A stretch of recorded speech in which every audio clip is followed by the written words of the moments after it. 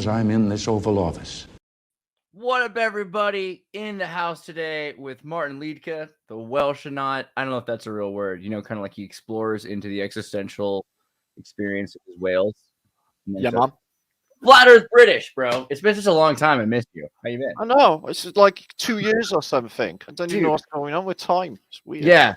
I have to measure it in fractions of Saturnians, just like Saturn cycles. You know what I mean? Because that's apparently, yeah. We're all doing that, I think, at the moment.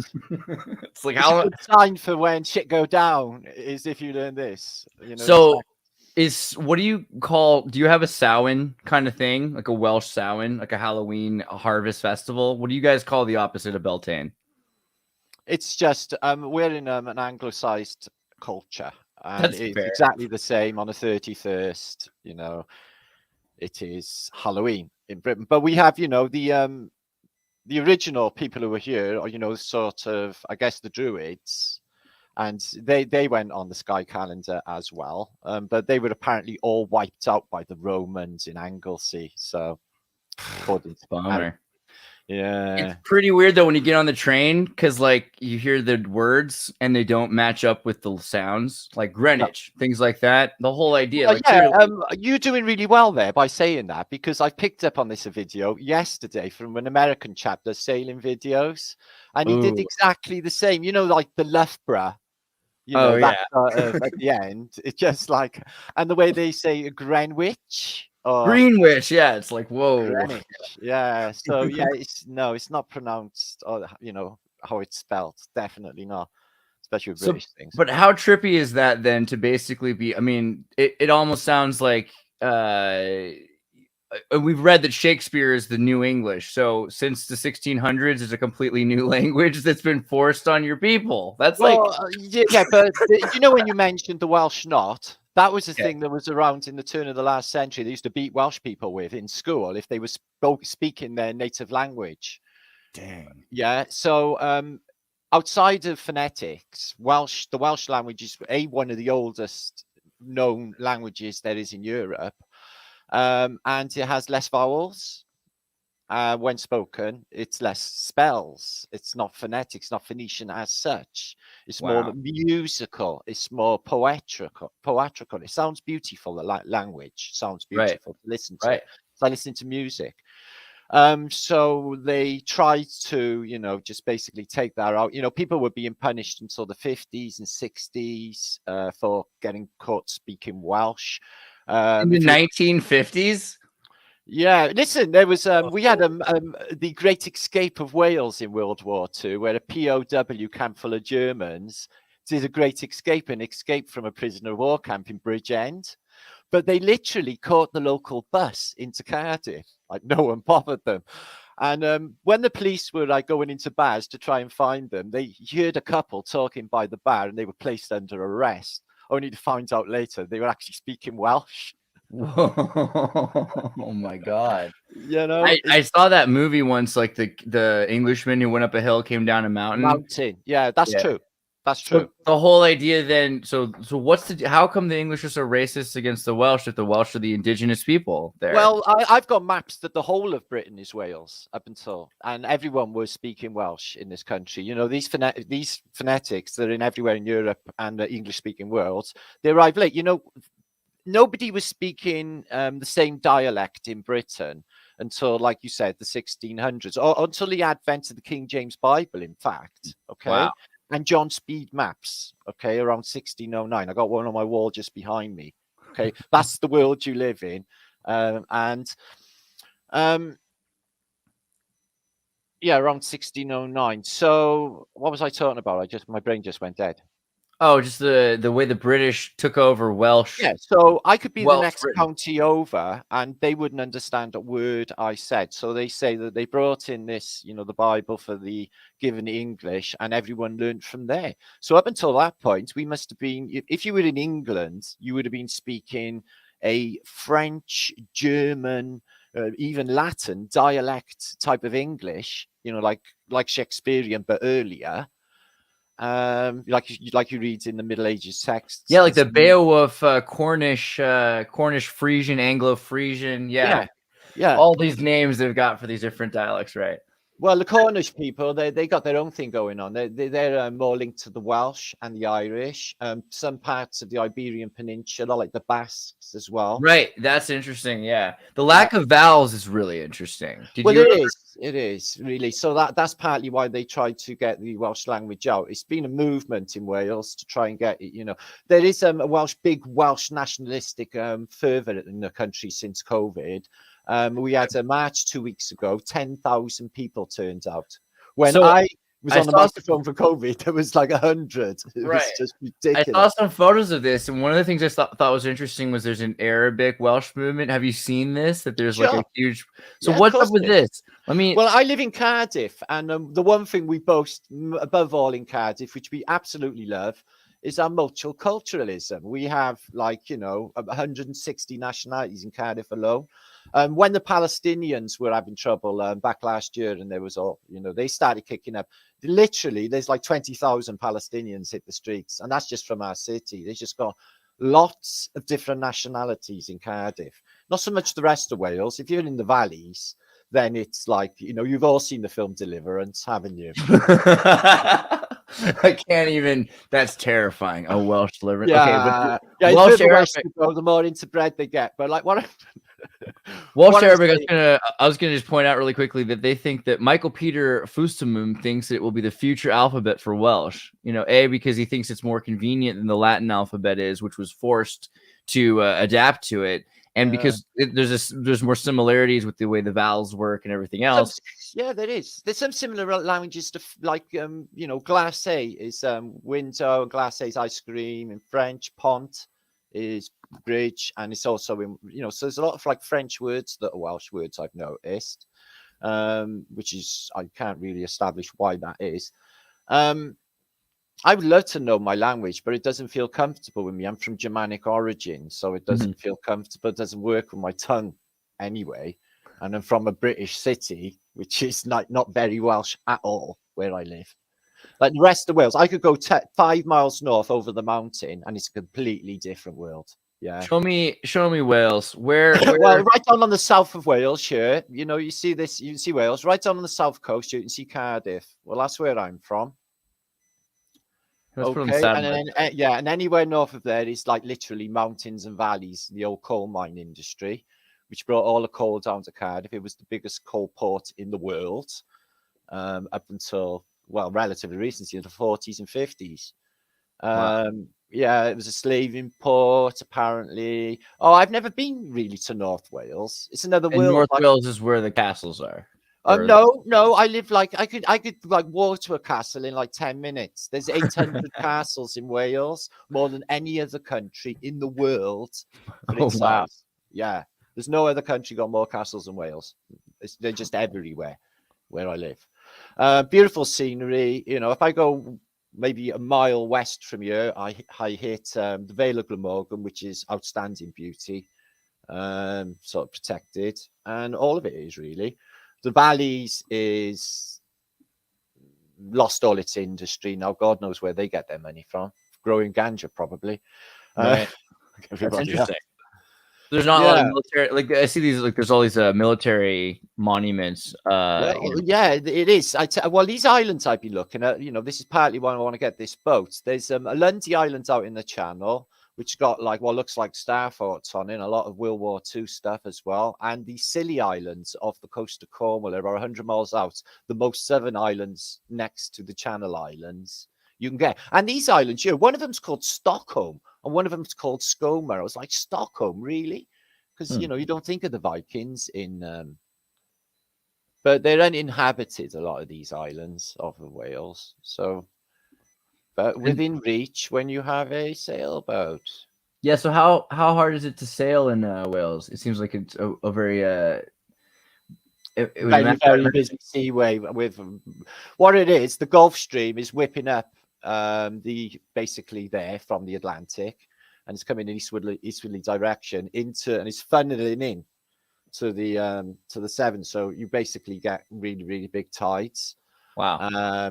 And to get out, as long as you got if you had the wind behind you, an easterly wind, it'd fire you down there in the down to the Scilly Islands in Cornwall there in a day and a half, say. And then you'd have to wait for the wind to change, whip back round, and then jump on, the Gulf Stream. Because where we are on the coast, it's all palm trees. It's all it's warm today. It's been 18 degrees today for late October now. That is insane temperatures. Right. I forget what that is in Fahrenheit, but that's warm for America, if you guys don't know. Well, yeah, it is warm. It is warm. So it's a really small country. There's only 8 million of us. I think there's a lot of ex-Welsh pats in Canada, America too. But I wasn't brought up Welsh. I was brought up like Estonian. So yeah. So what is that like? So how did you end up? Brilliant. They were all drunkards left over from World War II, with that attitude too as well. So yeah. How did they? Sorry. How did they get there in World War II? Well, my father's example is that he was he served with the Finnish Boys Company in the Battle of Fire and Ice in Finland in World War II, 3 years in the trenches. His brother Oscar got killed. I got the picture on my wall of a letter sent from Field Marshal Mannerheim to my grandmother Elisa, saying, "I'm very sorry, but he's dead." So my father was 3 years in the trenches, but him and what became my uncle Alvy said, "Fuck this, we are basically we're going to do a runner." They basically swam the Tallinn River. My father had he got shot in the back, machine guns in the back, and little belly buttons, it looks just like belly buttons all up his back. He survived. My Uncle Alvy, who was to be my uncle, dragged him out. They got over the border into basically Sweden, which was neutral in World War II. And then my father settled in Stockholm, met a nurse, long story. But he became, basically, they said to my father, "You don't come back to," when the Russians came in after World War II, they said to my father, "If you don't come back to Estonia to pay, to trial for what you did in World War II, we're going to execute your mother and father." Oh my God. So yeah, he's literally phoned my mother from ship to shore saying, "They're going to kill my parents if I don't go back to Estonia, Carol. I may have to go and they may kill me. So we're going off to the gulag and I'll never see you again." So he was like saying Tataria and all of that to my mother.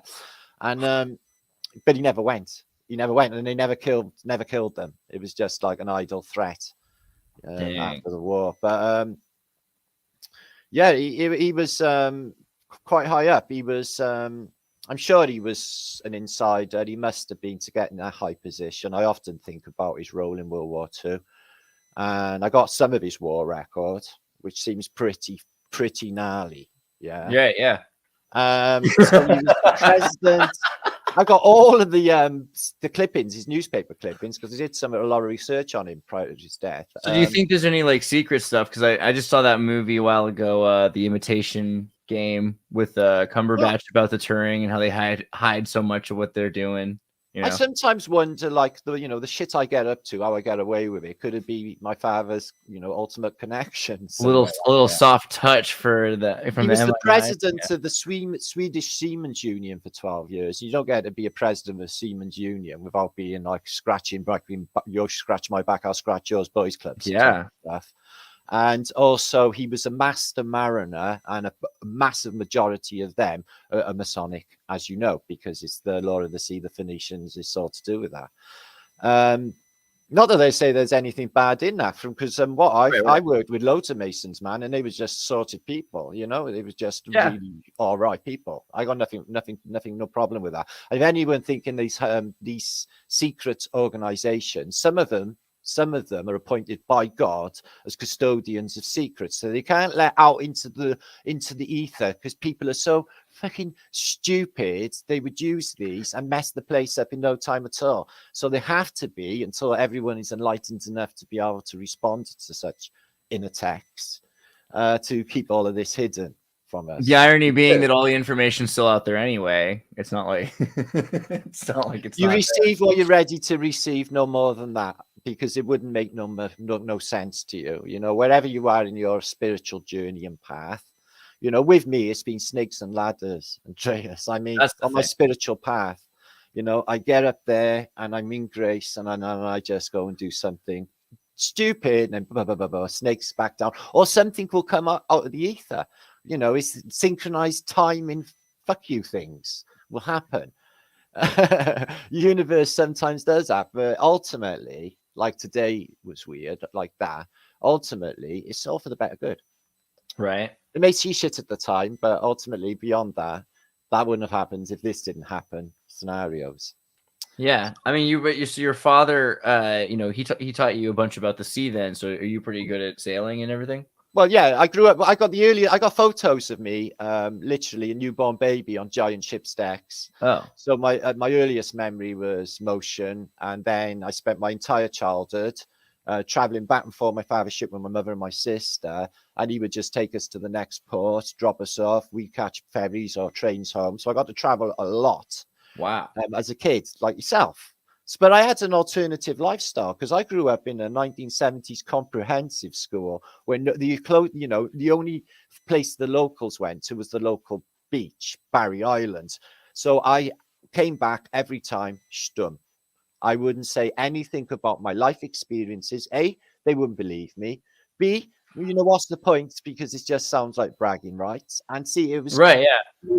nothing to do with anything in their realm. They would never even get it. Yeah. That's So such a I bummer. was in love with the engine room. Yeah. So he used to show me the chart room. I was really into the maps. I've always had a thing for maps. And then, even early on, I learned that they used plane trigonometry, because it was more accurate than spherical trigonometry. So back then I had a massive clue, especially to navigating at sea. And I just always wanted to be in the engine room. It was just the thing that I absolutely loved. It was an engine. And it was really, really big. 6 stories big, bro. 6 stories big. Yeah, you just go on gantries and you're still around it. It was just, I was in love with it. Yeah, all the engines. So I grew up like that. It was just fantastic. I had the best childhood. I had a steward to my cabin, so basically buzz the buzzer. Francis would turn up. What you want? I want a sandwich. I want this. I want that. And they just like basically my own servant. We had everything in the captain's mess was silver service, so we had to dress accordingly. It was all etiquette. I had to dress in evening dress. My mother, because my mother looked like a movie star, always had really expensive dresses on. Yeah. And then we'd have silver service with all of the etiquette to go with it on the table. Absolutely fantastic childhood that I had.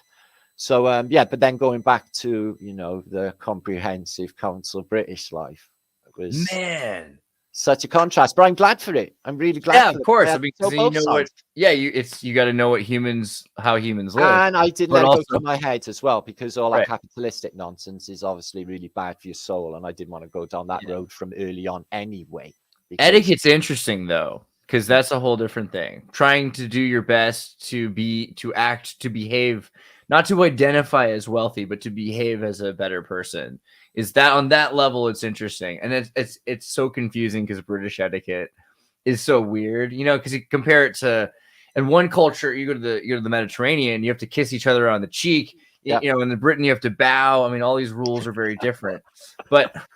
Yeah, I noticed Turkish etiquette in Istanbul was really peculiar, because as soon as they came out of the office blocks, the gentlemen, they would be hand in hand and they would swing their hands as they were walking. It is a little different. Yeah.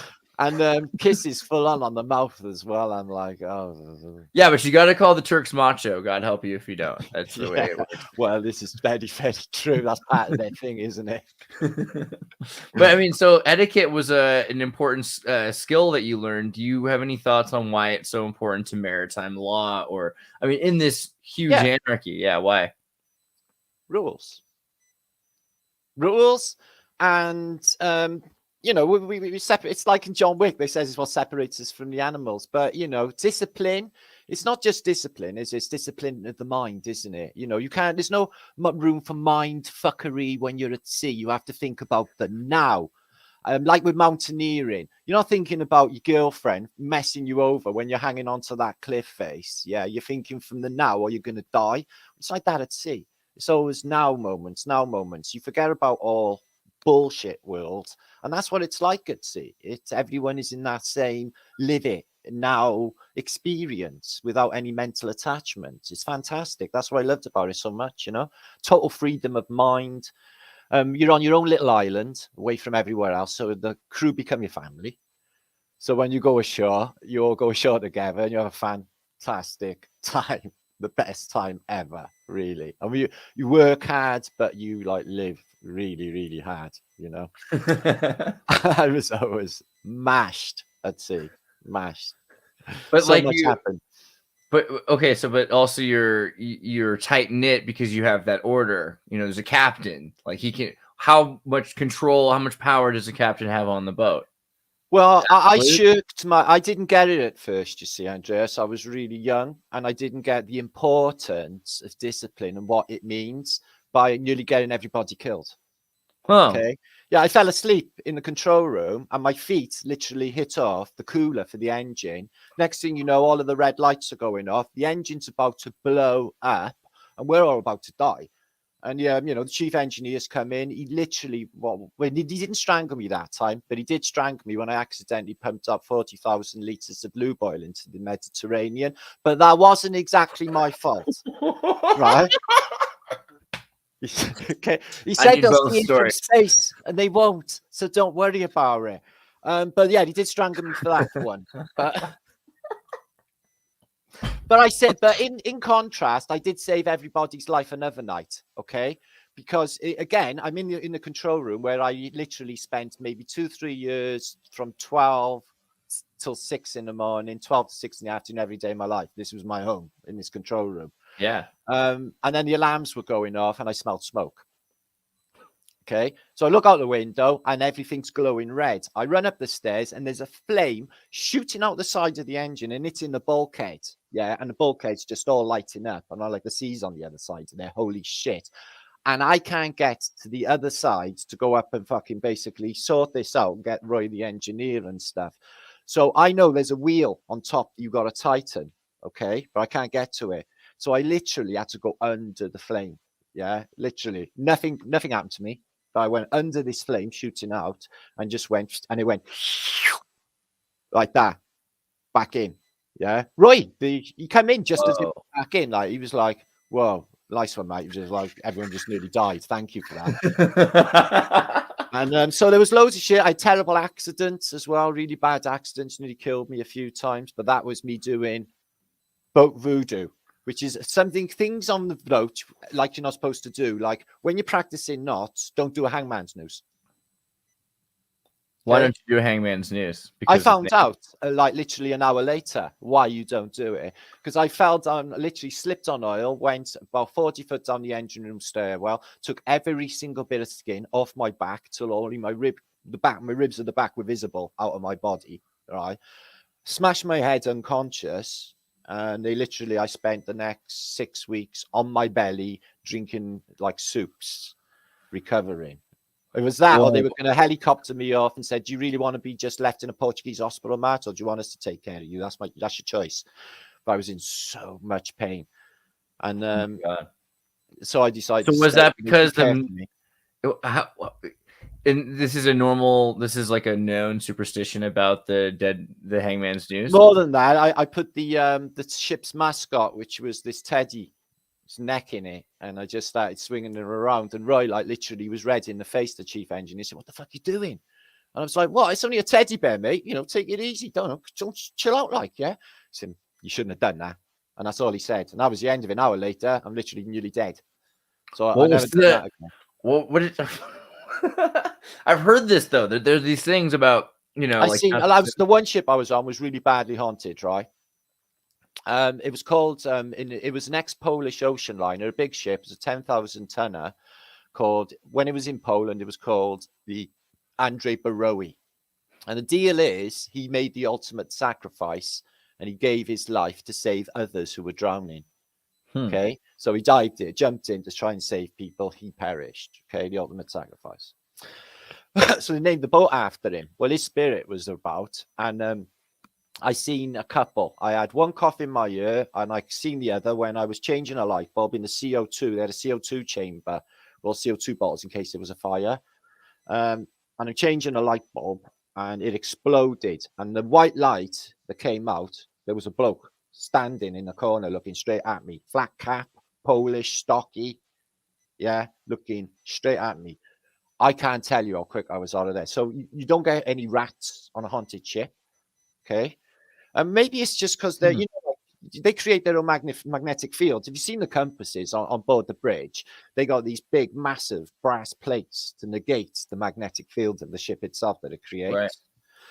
I think it's something to do with that, why you get these like sort of, I don't know, spiritual happenings and stuff at sea. You know when they say funny things happen at sea? Well, they seem to happen a lot. Like it's not like random, it's like all the time there's weird stuff, inexplicable stuff happening. I mean, all these boats, especially during the the classical period of HMS ships. What are they called again? I'm sorry, but they all have these Solomonic ruins and the etching and the special kinds of etchings that are done across them. Crucifixes in four corners, everything on all sides. Very useful for magic trapping, which is that's what they're doing. That's exactly what they're doing. Yeah, there's a beautiful example in Sweden, in Stockholm. They dug up a beautiful galley out of the fresh water there, and the woodwork is just like all sigil art. It's absolutely mind-blowing. The size of the ship as well. It's clinker hull. I think it's something like late 1500s. Ship in Sweden. Yeah, because of the lack of, well, it's half fresh, half sort of sea salt, isn't it? The Baltic. So that's the one. Yeah. On the back plate itself, on the back of that is just beautiful, like artworks and Phoenician stuff going on. Do you see that? So it is Phoenician, fully Phoenician. Oh, hey, there it is. Let me zoom in there. You have it. So she was perfectly preserved in the Baltic. Wow. And, yeah. In that condition as well. She's a monster. Look at the size of them.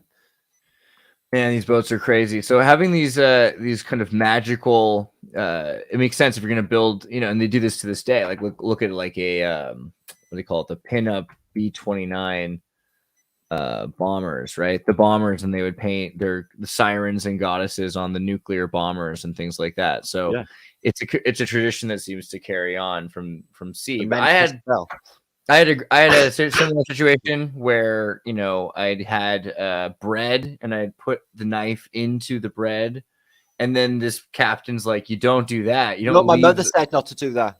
Yeah, my mother used to say, "Don't stab bread." She said, like to stab bread or throw it away. So what's the deal? I mean, it's like stabbing Christ is what it is. Yeah, my mother was like, my mother had a weird load of superstitions. If I put like new shoes on a hat on a bear, all of this cape, it would make her like literally, psycho on me. Well, wait, if you put the shoes, say these ones? What are they? New shoes on the table. New shoes on the table is bad, eh? What happens if you do? Did she tell you? Or is it just bad? Just that bad things happen. Just bad things. I remember in Croatia, I was playing leapfrog as a kid, and they're like, "Don't do that because then you have to leap again, or else the kid will never grow again." They were like worried about if you leapfrog. There's all kinds of these weird little. Yeah, what about the wind changing? I used to pull funny faces, and my mother said, "If you keep on doing that and the wind changes, you'll stay like it." What if that's real? I don't know. I mean, there's something in old wives' tales, though. There is something in it. My mother had loads of them, but she was steeped in like sort of spiritual mystique. My mother. Yeah, it was all bullshit though. Well, was it just from society, or did her family and everything else around her believing? The Welsh. I think the Welsh way is the same as any old British city. I think they all think exactly the same way. I really do. The culture of Britain has dramatically changed, actually, because it used to be just like all about alcoholism. Well, that's true. That's fair. But now it's like it's chilling out and catching up with the rest of the world now on some products. But it's still all about service and these new weird foods that have showed up. And that's what concerns me. These foods, it's just every single food is modified. Right. And and then we got rely on vegetables, and then you don't know what's in the earth that they've grown in and the pesticides that they put in. It's just like, unless you grow anything yourself. And then the seed stocks, is that DuPont, is that GMO, is that Monsanto stuff? You don't know, probably. They seem to have a monopoly on all seed stocks. When did Europe become America in the 90s? You know what I mean? It used to be that the organic stuff was in Europe, and all of a sudden now it's even more experimental. You guys have like Beyond Well, Burger. I think Wales has been a bit more like America, like the Irish is, because we're basically further west and we're closer to you. Yeah, that's Okay? good. So we don't have cricket in Wales. We have baseball in Wales. I thought you meant like cricket in your hamburger, but yeah, that's fair. Oh yeah, Cricket, that as well. That as well. But that might not be such a bad thing. But I wouldn't like to do it. I'm not. Right. I like my actual food stuff. That's fair. You know? Yeah. It's only fair, really. It's, you know, Do you know the one not to serve rabbit on a boat? Not to eat rabbit. Hear that one? I take my rabbit on the boat. What are you actually saying? You're not supposed to eat it. Literally a week ago, I take my rabbit, right? Pet rabbit, or is it like a my house rabbit? My pet. He's alive. Well, I have a family, right? My family is me, my son, who's Lawrence, who's 32, and our rabbit, Lucky. Okay, because our last rabbit died after 15 years, and that was too much pain to bear in this realm. No human should have to go through rabbit loss. Let me just say that brutal. Yeah. Brutal. So, but 2 days before the rabbit actually died, another rabbit just showed up, lost in the road, going to get splattered by cars. My son revived it. Got bring it home. It's still with us now. So he's been on holiday. We moved into Turkey during lockdown for a month. He's been on trains. He's traveled all over Britain, and he's been sailing on a ship. Even when we broke down and had to get towed to safety and locked on a buoy and all sorts of stuff. He's had a that's got to be good luck then. I think he's had a very exciting and rabbity life, and he's a black rabbit. So any What's his name? with Masonic stuff, I haven't got a white rabbit. I got a black one. Lucky, of course. That makes sense. Yeah. And she's absolutely beautiful. I dearly love my rabbit. It's one of the best things in my life. I got to have my daily rabbit smooth to keep me happy. I got to have my animal interaction. I'd have a little dog because I fall in love with all dogs, and they all ask me, "Can I come home with you?" Because my owners are weird and they don't like them. Like they tell me psychically, obviously. So, but I can't go bringing all dogs home because I travel around a lot, and it would spoil my fun. Really, I've had a very busy year, so maybe it is time that I should just slow down. But my best friend got a dog, so that's my dog, my part-time dog. Yeah, get a mid-sized dog, like one of those carpool hybrid models. Oh, but my friend's trying to give me a bloody sausage dog. I don't know. Compact's a little small. I like mid-size. It is what it is, like Austrian Shepherd, something like that. It is what it is. I like their big fluffy ones. They look they look like bears. Have you ever seen those ones? That's the kind of bear. I had a dog. My dogs were half Samoyed and half yellow lab. Yeah, one of them. Bear dog, best dog. I seen one of them. It lit me in the face the other day. And stopped thinking about it since. Nothing better than that. But they do. Then you got to feed them more, but it's worth it. But do you think rabbits are lucky? Like, do you think there's the rabbit foot, any of that stuff? Is there anything to rabbits? I think that they're like humans locked in rabbit bodies, and I think they're like watchers. I think they're watchers. They're too really knowing in their eyes, and they're hyper intelligent. I literally, when I go into rabbits 15 years ago, had no idea. Anyone who locks a rabbit in a hutch is a very bad thing. That is cruel for such an intelligent, learning animal as a rabbit. Right, they're the same as rats. Rats are super intelligent. They got bad press, and some of them are quite cute and fluffy. And mice are lovely, man. Yeah, all animals are lovely. I don't know what to do about it all. So I can rescue all animals and like free every rabbit, and have the Rabbit Liberation Front. Although I would like to do that.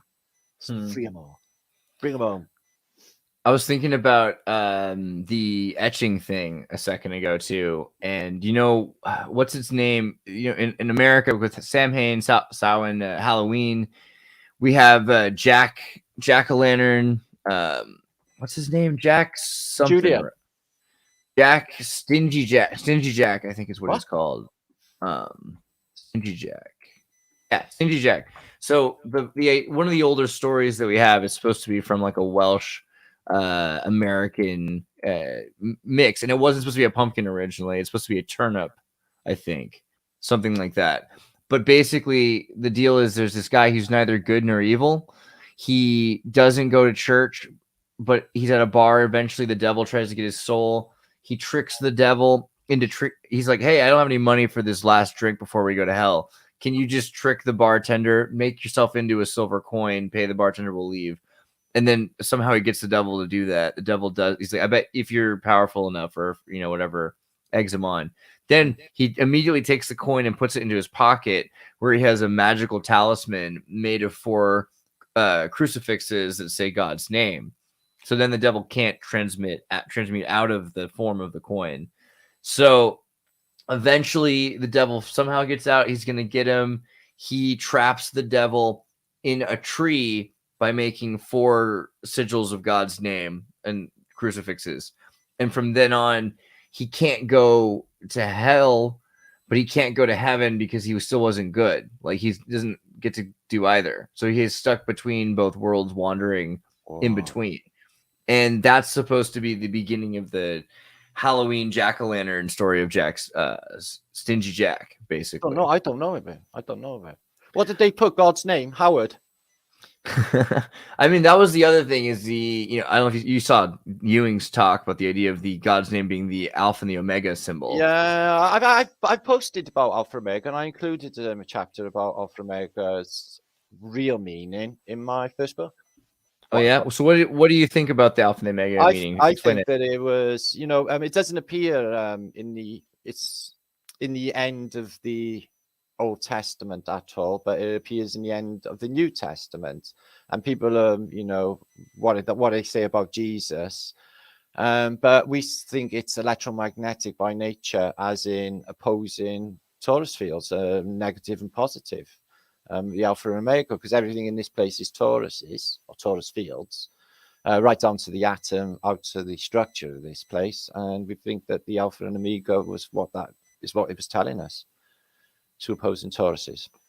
So do you think that there's a beyond Alpha and Omega? Like, there's maybe that these things exist as creation and existence, but there's like a God beyond creation, or how's that work? Well, right, so let's talk about God for a moment, because it's been a conversation ongoing with me and a mate of mine. He's got some questions. I was going to say issues, but questions concerning God. So, in our mode of thinking, sorry,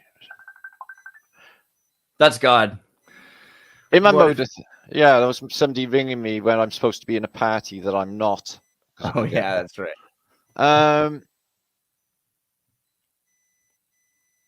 So we think that because of the manifestation nature of reality, and the message of Christ, and the message generally is that you look within, the power is within, the power is with you. And I'm a purveyor that all is mind, because all actually is mind, isn't it? If your mind's go, if you're unconscious, your consciousness goes. So it is mind. So are we baby gods learning how to be bigger gods, or everything that is in this realm is us? If you look at the pictures of the Victorians, for example, what we call Tatarians, and that whole world, it always fascinates me that all of them are gone and dead. Every single entity and every single person you see, yet they had this massive civilization glittering all about them that they probably didn't build in the fucking first place. And on it goes. So it's just, I'm not saying it's temporary. I'm saying this game is ongoing. I'm saying that this spiritual path, what we're trying to learn, and this ultimate moment in the future to do with all of history. And because this Phoenician paradigm, this thing that's happening, this Baphometic Babylonian state that rules all of governments and everything else, ultimately it's going to come to an end. But what will replace it? Is it Christian ideology? Because to me, belief is the death of all intelligence. Just to throw it out there without any evidence in your life. So I've had a few circumstances that have happened, some weird finds and things that I instantly said to myself, thanks God. But then in playback, I was thinking, would I have really looked down that moment and with the playbacks when I'm doing it, I think to myself, but it's almost like you've done it before, Martin. Like you've already done that moment before, so of course you knew where that thing was before, because you've already done it before. So I'm getting that a lot just lately. Okay, this like deja vu, if you like, of these happenings have been happening in my life. And it's like, for me, that's really exactly the same circumstances as happened before. Okay, so ultimately, I think that that's what's going to happen. I think that this whole paradigm is about to completely flip on its head. And Self-awareness of itself. yeah, self-awareness, the evil. And the people, none of us want it. What you find out is it's only them stinking elites that want to live that way. And they Right. sort of, the way they market all of the, all of the weird paradigms that are going on at the moment, it's just, that's only going to end badly. Everybody can see that. So something has to happen, for the sake of our children, our children's children. We can't, and it's been a mess for a long time as well. This place has been a mess for a long time.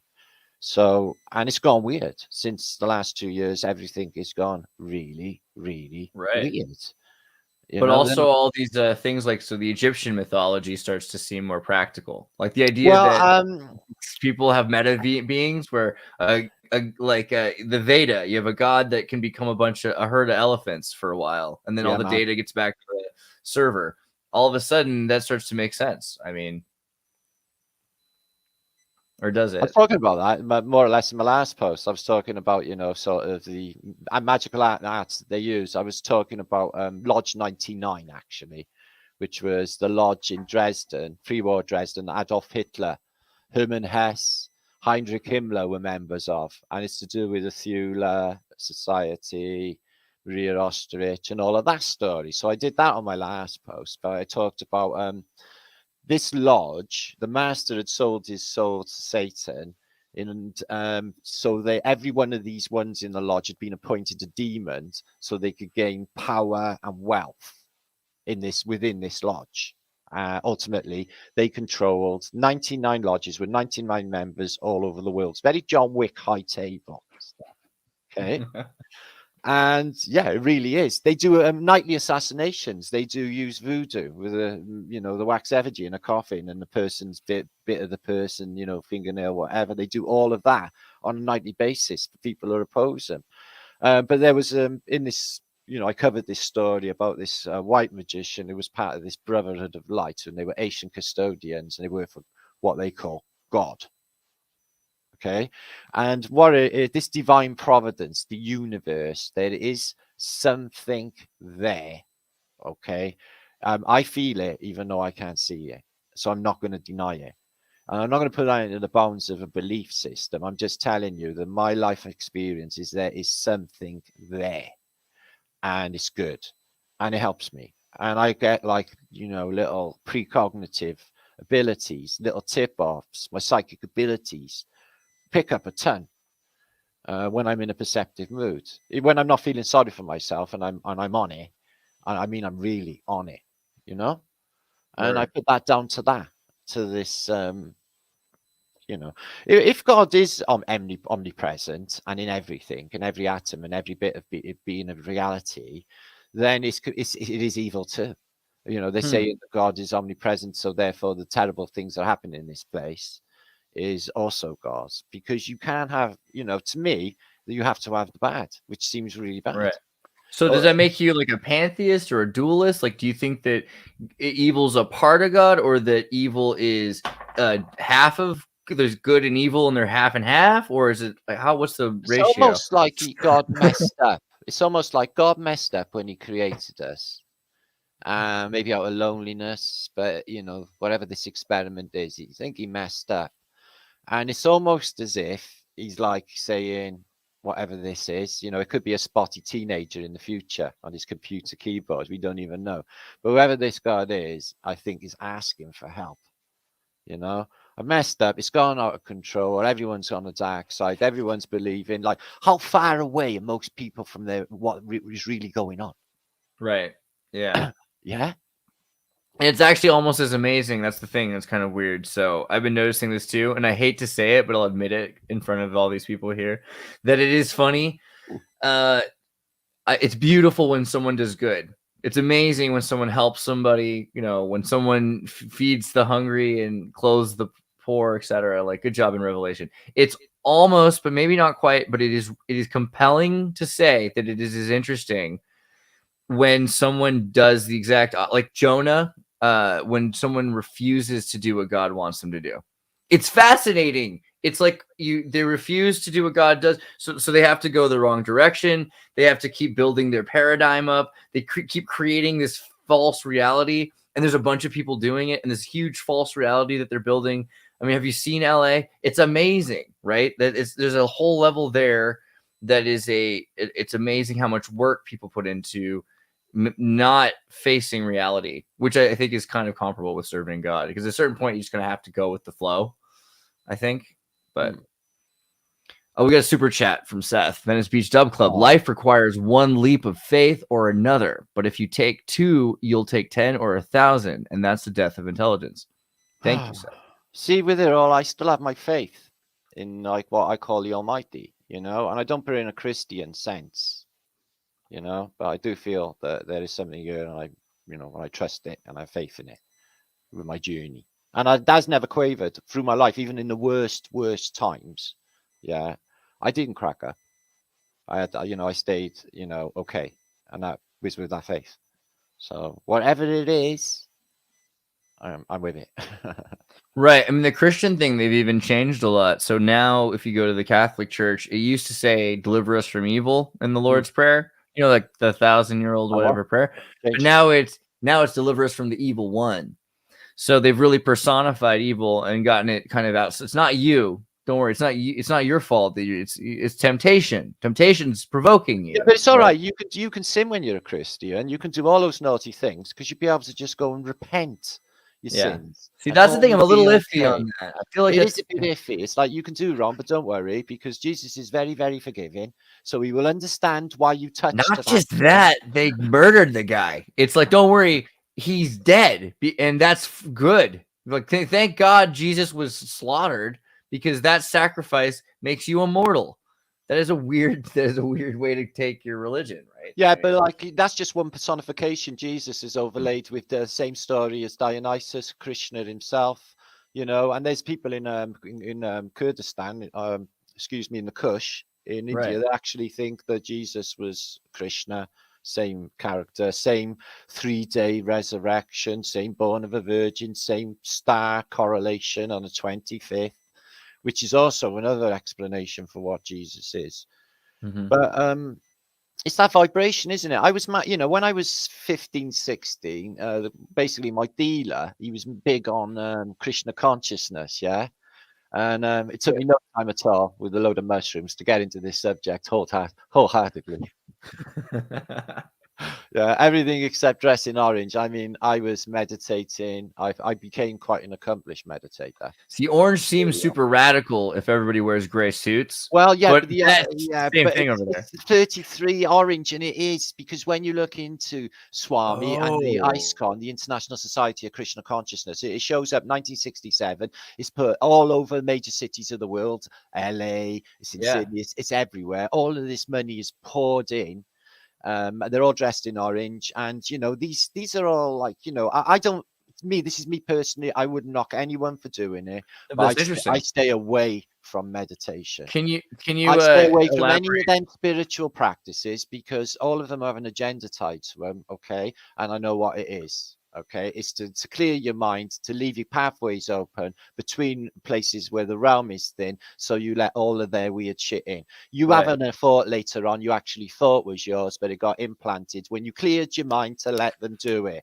MK Ultra style. They use meditation and hypnosis as one of their skills. They set up a back door. There's not much difference between both because you put yourself in a theta state when you're in meditation, which leaves you susceptible to information externally and oratorily as well. They could put things in that was just below, you couldn't hear, all sorts of stuff. But if you control your own thing, right, and you know what's going on, then it can be very useful to at least clear your mind. Or what do you think? What's your Yeah. concern about the orange cult? I mean, the House of Orange, or why is orange such an important thing here? Well, it has to be to do with William of Orange, isn't it? And you've got the Orange Order in Ireland. They march every year. And I went in search of the Battle of Boyne when I was in Ireland, where this whole battle was supposed to go on down, and it's just not there. And the whole narrative of the Jason of William of Orange, there he is there. The whole narrative is it's like cagey. Like, I don't believe that the Plantagenet dynasty actually existed per se, because their name is Plant Agent, isn't it? I think they really tell us in the name. What is the score? It has to be the Masonic connection with the orange. It's just, what is the score with the orange is a really good one. I don't know. I mean, it's a crazy thing because they use the Magna Carta as the excuse for why the royals have a social contract that you've already agreed to, because the sovereign, this plant agent, is the sovereign, and basically everyone should be a sovereign, but he's the exemplar sovereign. So you could be a Plantagenet in the sense that you've signed the Magna Carta, where you've signed a social contract because of this guy. And so now you just have to accept it. You just have to accept that the royal families made this deal at some point. And, because of the Sophia Naturalization Act, this Dutch family, which is suspect. Like, I don't know exactly. I know the Rockefellers are supposed to be descendant from the House of Orange as well. And then, of course, in America, orange counties are the most, like Disney World and Disneyland are in orange counties on purpose, right? Well, there's obviously a deeper meaning to it. I just don't know what it is, really. But there's definitely a deeper meaning. I feel the same. They were a major maritime power, the Dutch, and they actually invaded London successfully at one stage. They just came waltzing up the Thames, went into Chatham Docks, and literally invaded Britain successfully. But they've kept that out of the history books, but they did. Wow. So that was at the time. Look, I don't know what to believe with official historical narratives. Of course. These are good stories, at very least. They're fantastic stories. They are, especially naval stories. They're absolutely fantastic. But the whole thing with broadsides and the whole thing with fighting these ships at sea seems ultimately like fantastical and nay suicidal, because they're in wooden ships for a start off, and you can only fire one cannon at a time because the whole ship will shudder apart. That's nice. One at a time.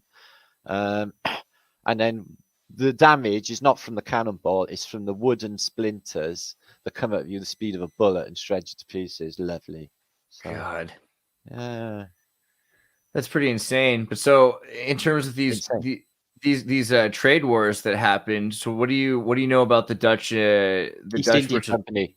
Yeah, so the East Indian Company then invaded. Is that the way it worked? The East Indian Company versus England? Totally evil. I think they have more power. I was looking this. What was it yesterday? I learned that I think it was the Bahamas. The Americans bought it from the Danish.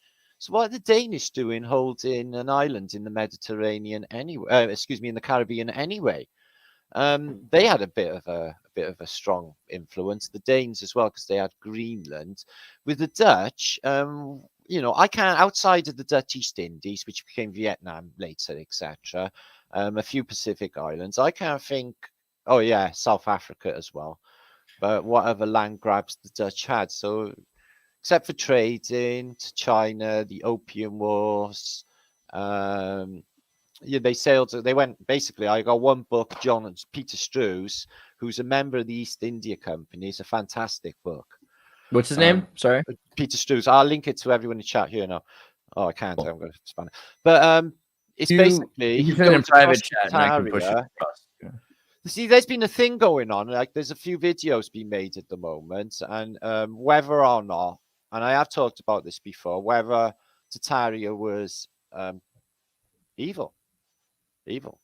Right. Because some people. I love it when people ask these like absolutist questions. Well, this is it. Well, they're saying, they're tying it in and saying the whole.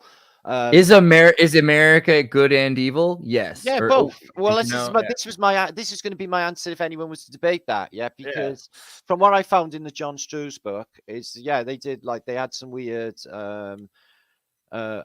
icon worship going on in stages, some, you know, sacrifice stuff going on. But that was exactly the same in the Phoenician paradigm with, you know, the Christians, etc. So I'm talking what I talk about, which, you know, whatever they miss, I'm talking about like a Tatarian ethos, a theology, if you like, of what I think that it was all about. And that seems to be really healthy and good for people. Everyone seems to be flourishing and living long lives from what I've made out. And everyone looks jolly healthy. But there is something wrong with the sun because no one can go out in it for some reason. There's something with that. So I'm suspecting that that is that the arrivals are not from this place. There's an interesting thing going on right now, actually, where UVA, UVB, UVC light. Yesterday we were talking about, you know, there's the sunblock for UVA, and sometimes so UVC usually doesn't go into our atmosphere. It's supposed to go into the ozone and get blocked. We're getting UVC light in extreme amounts since 2016, and so there's extra kinds of light, and people have been talking about what it could be, whether the sun is you know, a different kind of gas or something than it was before, or if there's some sort of a vaporous canopy that's developing. Might not be even a water vapor, could be other kinds of chemicals. Could it be the VLF band, some sort of a bouncing radio frequency in the firmament or something to that effect? But in any regard, the amount of radiation that's shifting, and that is something that you can look at in ice records or even in tree records. Yes. It seems like that could be what we talk about, the armor, the EMF shielding armor during the Crusades, and even the Asuit fabrics that the women used that were great for EMF shielding. Maybe we're hitting a cycle again of that, right? Yeah, right. And I think that's what's going on. And they're marketing it as a CC, as climate change, when it's just this thing's happened before. It's a natural thing. Wow. It's definitely associated with the sun. And like I burnt this year, and that's the first time in my entire life that I've burnt. It's never happened before. And the hottest temperatures in Britain that I've ever felt. And you know, like I said, it's late October, and I had a t-shirt on today. It was just lovely till it rained. Which has never had before in my life. So, you know, in over half a century, these are all completely new things, and they're all in the last few years. So it's definitely, I can tell you, we are winding up to something. When I was in school, every September would be icy and frosty. Yeah, I used to slip on the pavement going to school, but never anymore, you know. And where it is winter, because winter is just not arriving in Britain, like at all. I haven't for years. I haven't seen snow here for quite some time, but I am far south. So I think, yeah, like you said, and it used to be yellow, the sun. What color is it now? It's like a white color. Right. It reminds me of a LED light bulb. Yeah. It's totally shifted. It's kind of strange. But funny you said about that, about the gases, because not that I bought on a sun being gaseous body, you know, with all the hydrogen burning out, because I think that would have run out a long time ago. It's only 400 times bigger than the moon, apparently. So that's not like, you know, it's a hydrogen factory. That's not what they say. They say it's extinguishable, don't they? And then before then, at the end of its gassy life, it's going to turn into a red dwarf encompassing the inner solar system. Blah, blah, blah. So see, but isn't it fun that we know both stories so that we can talk about both sides of it? And that, you know, just say it. Yeah, I'd make a brilliant NASA fanboy, man. I'd smash it. I read that comic book, and it goes like, yeah, exactly. Yeah, exactly that. So I don't think that, but you know, there is a sodium layer because they create stars in it, and you know, it is a sort of sodium color sometimes. I'm not wondering if there's. And the EM as well, that's altered. The electromagnetics have altered. Right. There's definitely something going on with that. No doubt about it. I mean, sorry? Did you used to get blasts off of stuff when you was a child all the time? Like clothing rails in stores. Did they ever give you electric shock?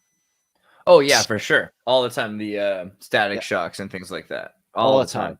Yeah. In the 90s, dude, I could shoot like this far. I was good at it. Show my mother and say, look at this. It's like a little Van de Graaff generator. I know. Yeah.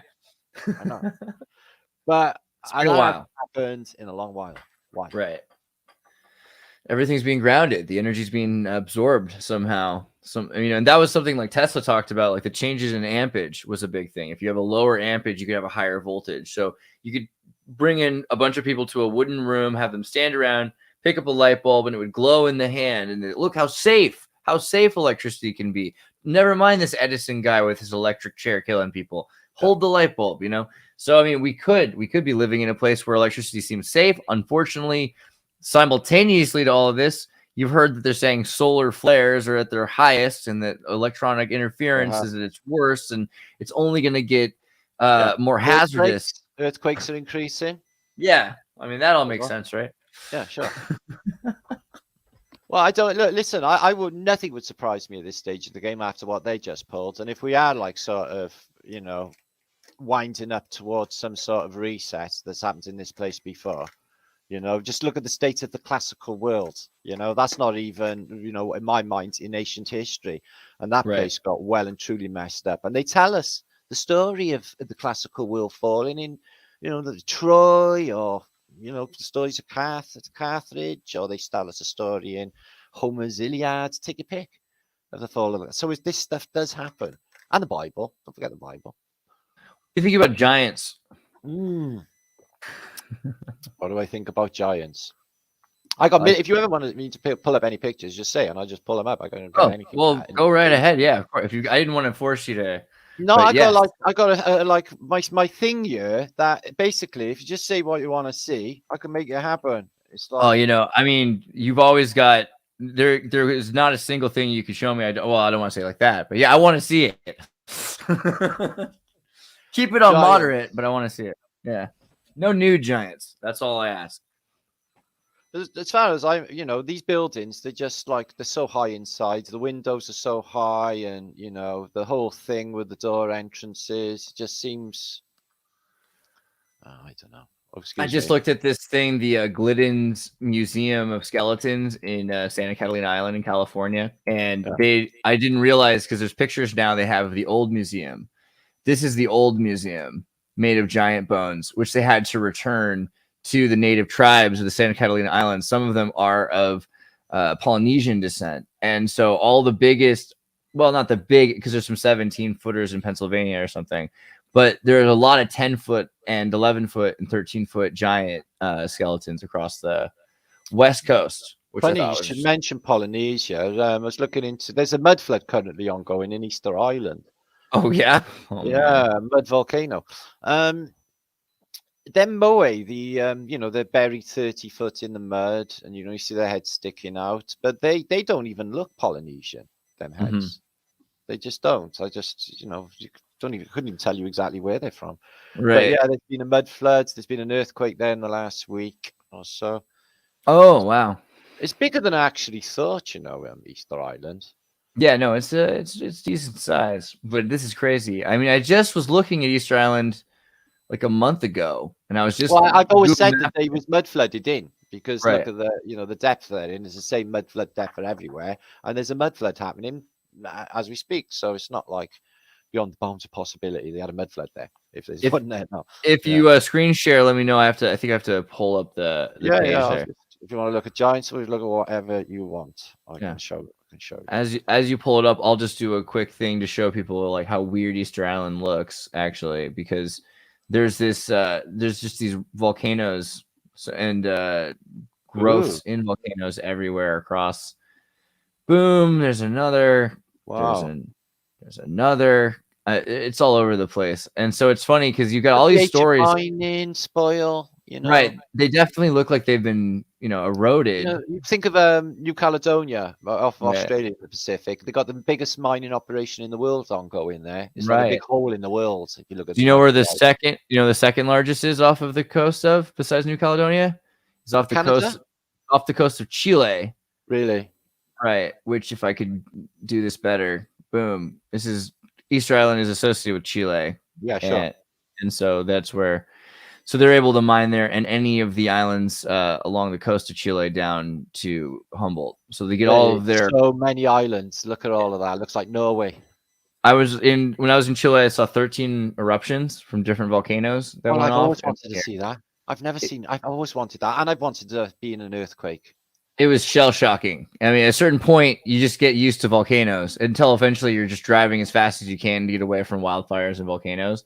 But Really? it was amazing. Don't get me wrong. It's amazing. But the point is that the Grupo Luxich is the wealthiest family in Chile because they control most of the mining. They control all of the carbon for graphene mining in down in the south. And and then all the lithium is up in the north, up in Temuco. Let me go further up. It's up beyond O'Higgins, right here.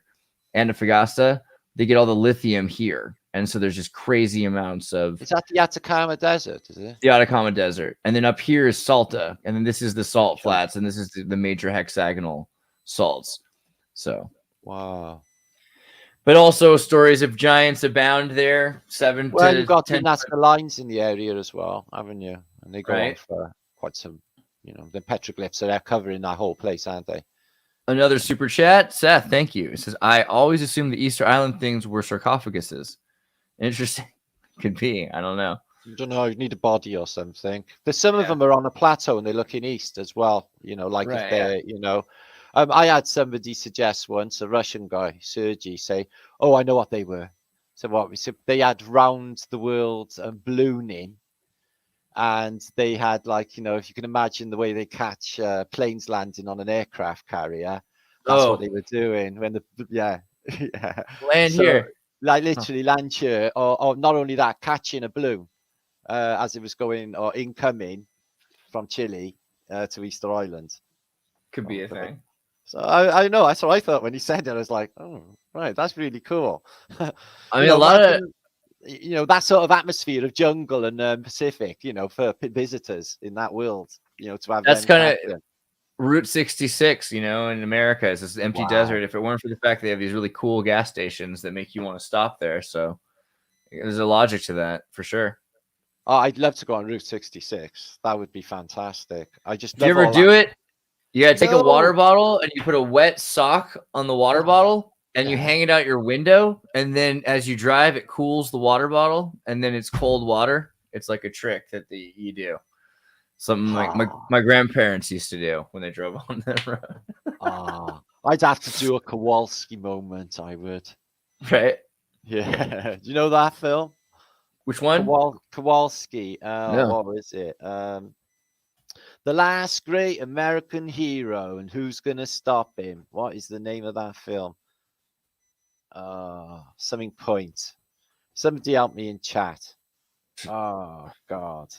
You were starting Paul Newman, not the Paul Newman, the other Vanishing Point. Vanishing Point. Thank you, Vanishing Point. What a stunning little film that was, dude.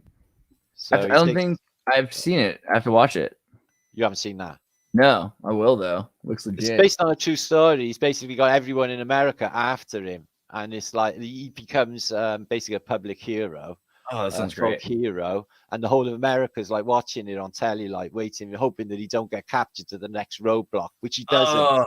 And he's been awake for 5 days, but it's all right because somebody give him a massive bag of whiz through the window to keep him going and stuff like this. And this is gonna be the movie. It ends really badly though, it's gnarly at the end. I'm gonna watch it tonight. That sounds like the thing. Yeah, they don't. It ends badly for these characters. They, like spoiler, spoiler. No, alert. No. Did I say he died? No.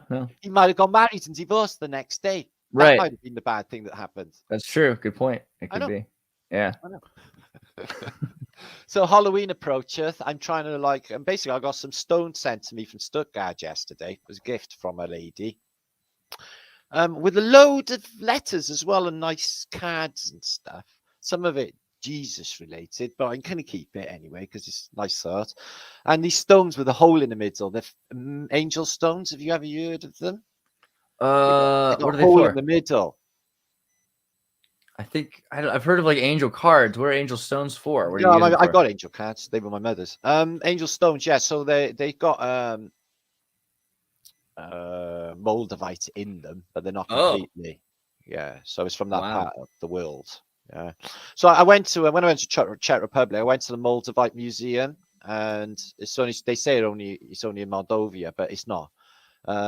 They showed you where this apparent strike happened on a map in the museum that I went in. It was comical from my point of view. But it's like Right. this meteor hit, and it was the size of the entire Czech Republic. So Yeah, I wonder about that. What do you think? Do you think it was from a volcano, or how do you think it was formed? well, you get these fused glasses in the Sahara Desert. So one of them was in Tutankhamun's jewelry. I have some Ethiopian fused. No, I have some. Where's I can my never top? spell Libyan desert glass. Libyan There's desert mine. glass? So I have a chunk of that in my room, which I got sent. So I've got some fused Libyan glass. So I was thinking along them lines, just where there's been that much heat that this stuff's fused. But I've also got a meteorite around my neck there. That's from Namibia Stroomfield. Oh, wow. It's got little striations in it, apparently from where it broke up entering the atmosphere. But it's magnetic. And it looks like it's founded by men. This is like good quality metal. Yeah, it's supposed to come from out there, So they do, yeah. The idea of it raining down from a volcano, that seems to make the most sense to me more than But also, if it could, so the alchemical processes, the vibrational qualities of them. There's something going on with that, isn't there? Like everything in our world is built. That's built around you. Take a look. Your windows, your doors, your walls are all made of produce of the earth, aren't they? The glass is sand. The doors are words. The bricks are clay. There's nothing like. Not that there would be, but there's nothing extraterrestrial here. Right. Okay, No need. If you do get something anomalous like a meteor, which would suggest that. Extra land or coming from extra land, then it's got like incredible healing properties, is what we find. Their vibrational qualities are known about through time, and the elites knew about it. The royals put it on their crowns. They know about these meteors, etc. Or these Arab books, they talk about basically I've got that one, yeah, using the earth to do it, like the earth itself, the gases, the subterranean world pressurizes everything.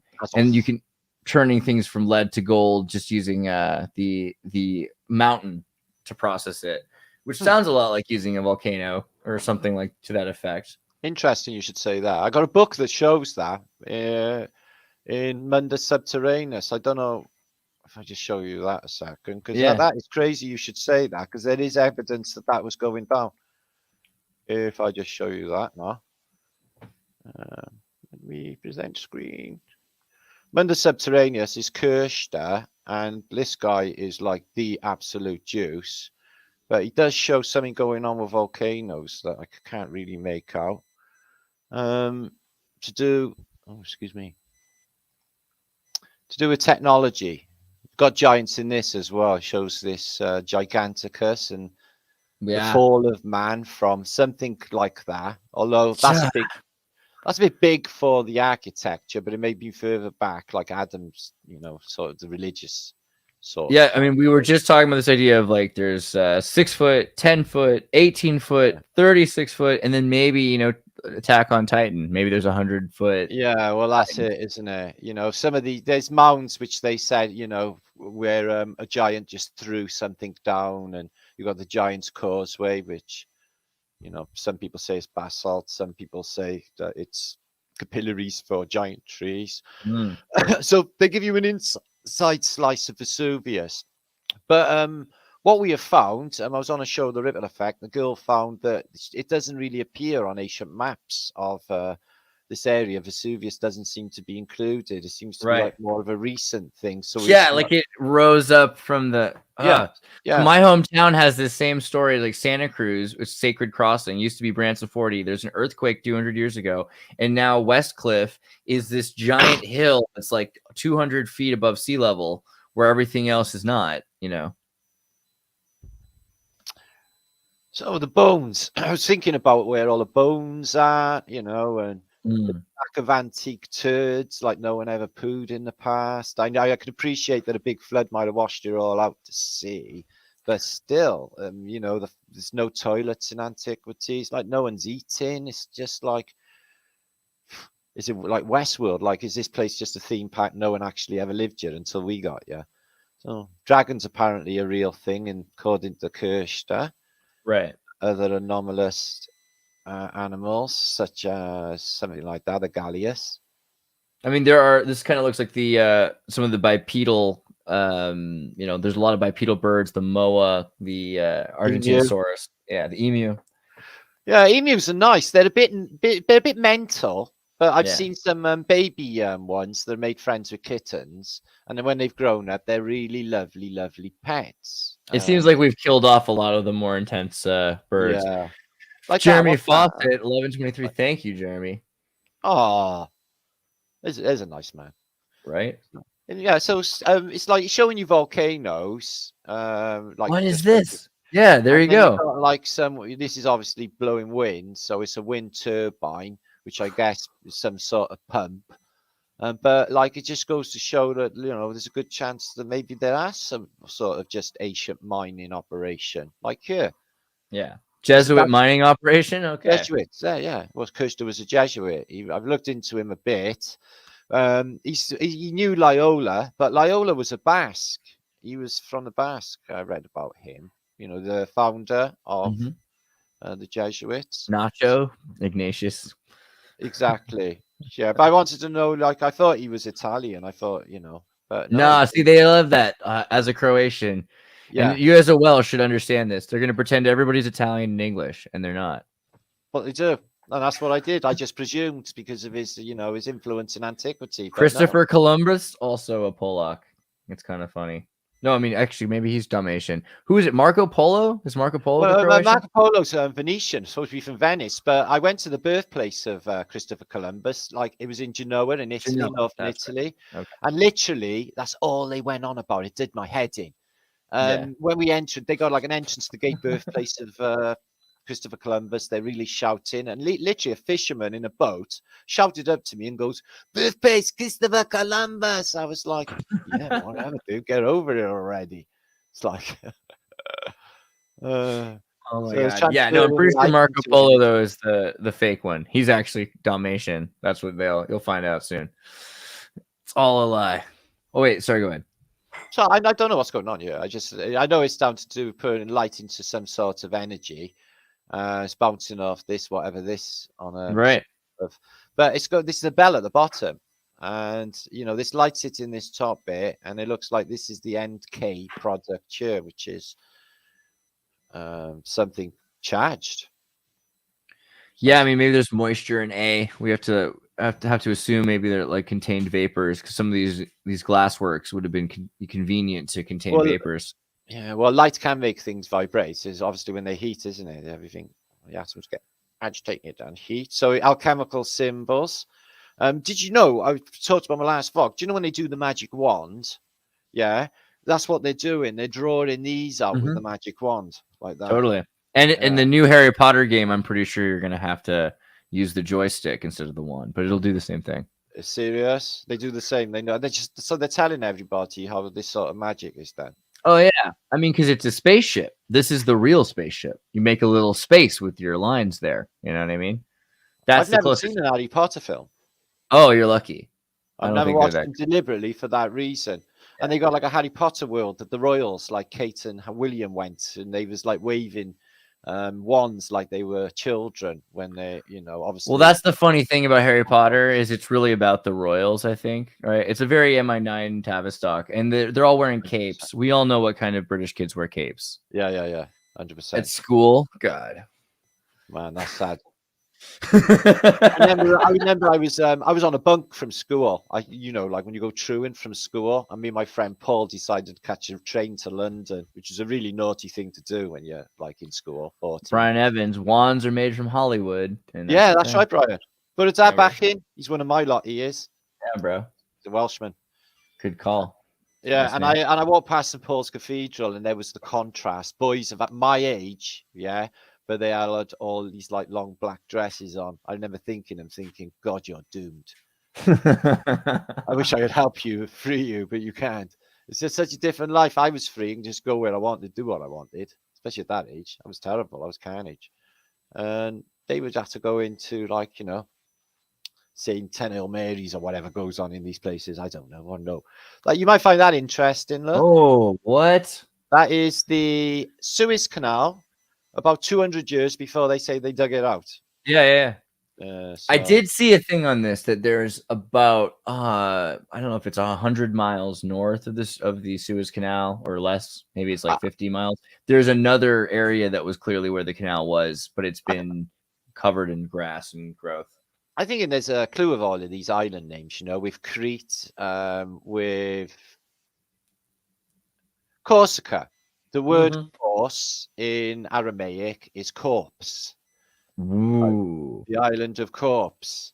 That makes a lot of sense when you think about even today. Corsica is a major military gun trading. Exactly that. So I'm thinking that there's like literal clues in the names of the islands as well, you know. Kent like says, good to see Martin on the stream. Great discussion. Lots of cool visual references. Concrete, sorry. Yeah, concrete, like concrete, the Roman technology, but it's the con. Anything with con in is usually that, and Crete. I think there's a clue of all in the names in the rewrites of it all. This is supposed to be like, you know, 18th century. But he's got these, what the weirdest thing is, he's got these underground tunnels that literally go from under the Carpathian Mountains, from the Caspian Sea, and they're subterranean canals, so canals underground. Right. And literally linking up what looks like the Caspian Sea with whatever that inland sea is. But I'm convinced of all this stuff. When I was in Gibraltar, you know, I've been to Gib, La Linea, Algeciras, all around that area many times. Yeah, you know, they've got those tunnels, and they say that's where those Berber macaw monkeys came from, right? Or survived. They survived at least, because there should have been Welsh Berber monkeys. Yeah, I seen them. I seen them tripping them monkeys. It was weird. Yeah. But if they survived in the caves going from, I mean, that's the other crazy thing. The idea that Spain and Africa are like, you know, you could swim it. You can it's just, not that if you go on the other side, like I went over on the ferry to Sasuta, bought like some rocky, brought it back and stuff. But I sailed like through Gibraltar Straits many times. But when you went right close to Africa, right, it's like the Atlas Mountains just ends in a cliff that is as high as a mountain. I mean, it's the highest cliff I've ever seen in my life. It made me giddy looking up at it. And I was like, you think the Rock of Gibraltar is something? You should check over this side. So that's basically the road. That's the Gates of Colossus, isn't it? The gates. Oh, interesting. Atlantis. Interesting. Yeah. See, we're just so small. We're so small. It's like, it's hard to even fathom how big things could be. So that's just... So when you think about giants, do you think 120-foot tall giants existed in a pre-period time before these 36-foot? Well, super giants, or no? Well, I wouldn't say no. No, I wouldn't say no at all. It's just I'm going on the architecture. But if you go back further to the melted, then it seems like, you know, these ones here in the Indian Bastion temples, you know, they're showing, you know, they're a damn sight bigger than the normal ones. They're something like maybe 30 meters or something, 25 meters, something like that. And they always got like Vajra, advanced EM technologies that they brought from their place with them. So the gods, I can imagine this. I have like a little fantasy where I try and imagine this time, and I see like, you know, like giant bullies pushing us around. Maybe their army are like on street corners, but they're like 12 foot. We got to try and take them out because, you know, maybe because there's evidence that we both existed. You see, you know, the both sides side by side in, you know. Yeah, it's almost always at the same time. It looks like it's not like interesting. But you know, then we got like, you know, I've seen giants, a couple of them, really big people, but there's giantism, which is where you see that they got this like sort of stretched long joints and stuff. They all share the same sort of physiology as giantism, but that's not what you get with a giant. A giant is a normal framed person who is really big. It's completely different to giantism. So yeah, look at this guy. Dang. Yeah, some of this is some of Kirster's works, but you know, these cryptids, it's just Were they just splicing DNA to that extent? Is that where they got us from? Did you read Robert Anton Wilson's Illuminatus trilogy ever? Nah, no, I Do you know haven't. do you know who Robert Anton Wilson is? He was Oh, he was in Playboy magazine in the 70s when it was still doing articles that were like, interesting because they would interview Margaret Thatcher or okay. yeah, I mean, come on, Margaret Thatcher and Playboy. Come on, that's interesting. So they had But actually interesting things. In there. yeah, I mean, honestly, I know it sounds crazy, but I've said it not even as a joke. I would get the old Playboys just for the articles, just to know what they're hiding. But here's the thing: Robert Anton Wilson wrote the conspiracy theory section for Playboy in the 60s and 70s during like and so he would get all the people who read Playboy. He said, "Hey, you guys have a weird conspiracy. You heard something weird. Send it in, and we'll put it into the magazine." Wow. But some of it didn't get in the magazine because it was too weird. And that he put into a trilogy of books, which is like, hey, you can't kill me because some of this stuff literally is crazy. And, and some of it's true. It's not my fault. Yeah. And in that book, one of the main ones is he talks about Atlantis. He says there was a difference of law back in the old days. The way it used to be was people could just do whatever they want. If you could get it, if you could do it, do it. Like whatever you can do, do it. That was the motto at the time. Do what thou wilt, kind of almost. Yeah, that mentality. Yeah. And that's what it became anyway. And then there was a bald-faced man. Most people were fur-faced and fur-covered. And they finally genetically modified as a joke this bald guy. And he was, he had no hair on his face except for a little bit on his beard. And he's like, well, do what thou wilt. Is that so great? I don't know. I resemble that remark. I'm the consequence of that action. I think it should be if something seems good, we should do it. And something seems bad, we should not do it. Right? If something seems like it should be done, do it. But if something seems like it shouldn't be done, make it not happen.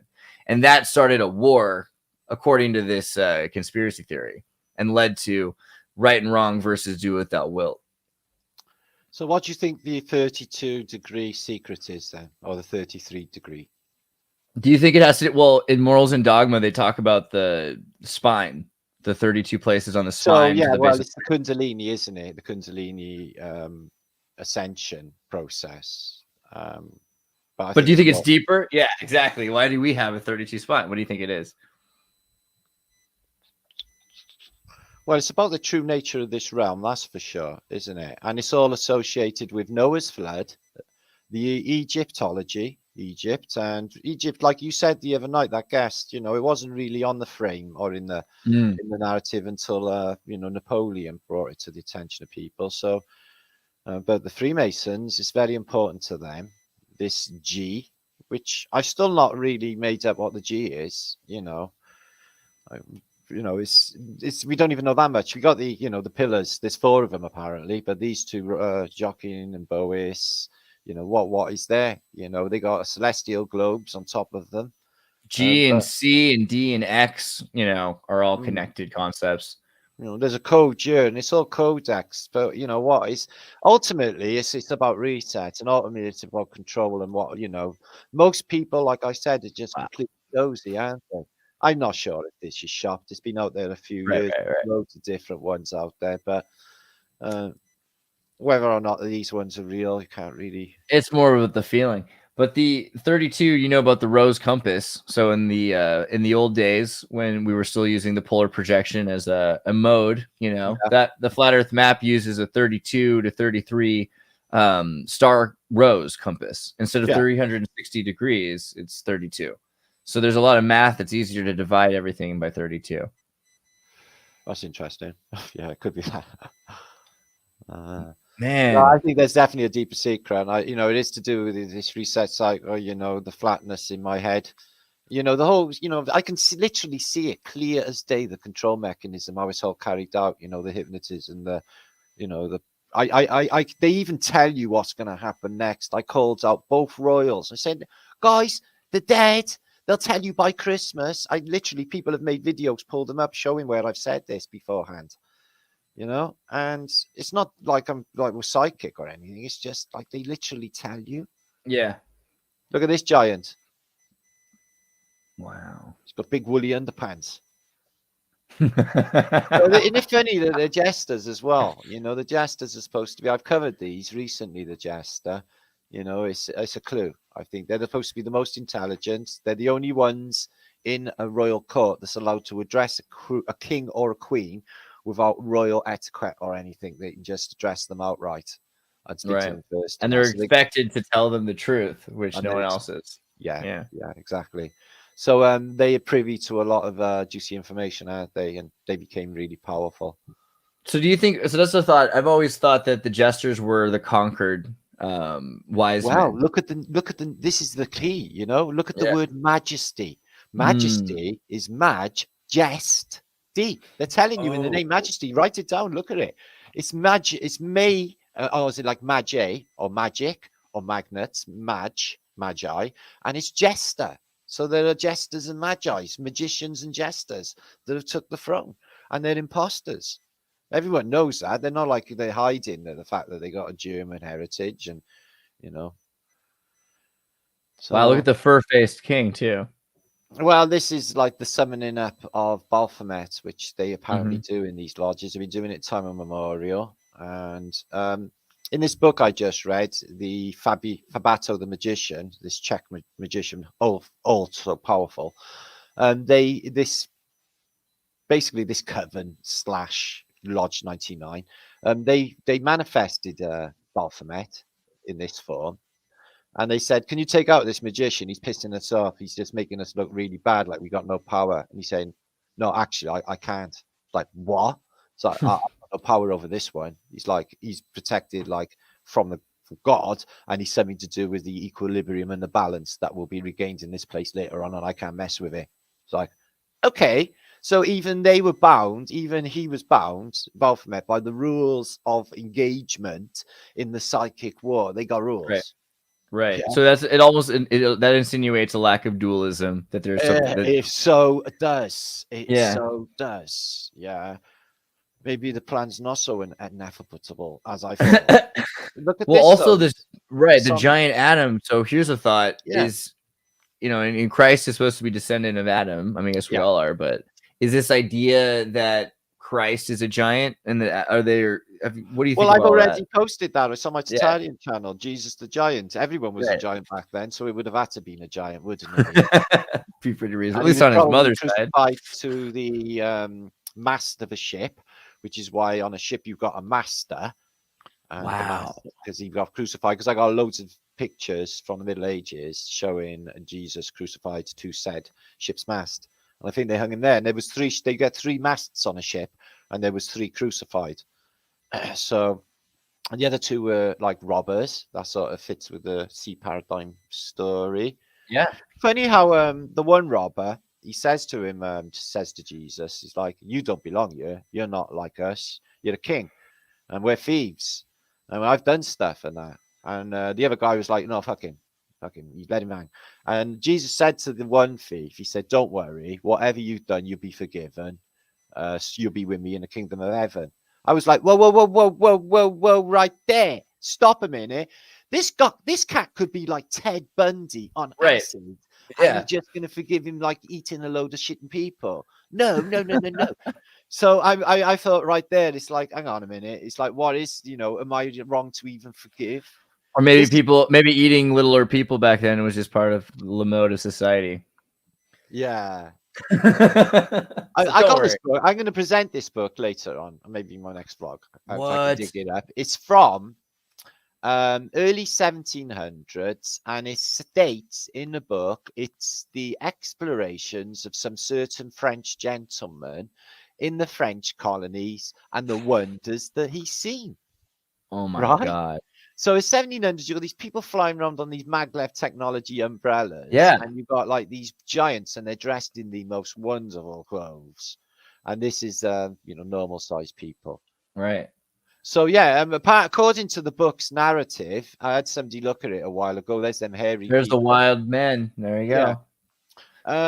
Said that in his journey, he said, "Oh, this is he witnessed. Like this is real stuff." Apparently, see, that's what blows my mind, because everyone's you can actually tell people about this as long as like you tell them this happened 20,000 to 2 million years ago. If you tell them, they do the same with space, though, don't they? They just it's just super far, and it's psychologically more comfortable. But when you explain to these people that this was actually in the last few centuries, within the last 1,000 years, That's a lot. That's a lot for people to, for some reason, even though it's the same thing. We've got different kinds of hominids interacting with each other with gene flow. That is exactly mainstream science, exactly what they're telling you. They just don't want to, even if you go a little deeper and you look at the feedback loops, you can just remove some of those zeros. 100%, that's what's going on. And they do this exactly the same with space, just adds it on. Do you know, like, the Stellium evolution? 7 really quickly says, hope you Oh, yeah. go from giants to the great trees and titans. Fun to see you two talking. Well, we'll get to Heartstones in a minute, but yeah. Oh, he's in chat now, is he? Yeah. I love Stelly. Yes, Mike. We're not at Flattoberfest. Sorry to tell you. But we'll get there. We'll get into the Heartstones. But sorry, you were about to say something about giants, I think, if you remember. Was I?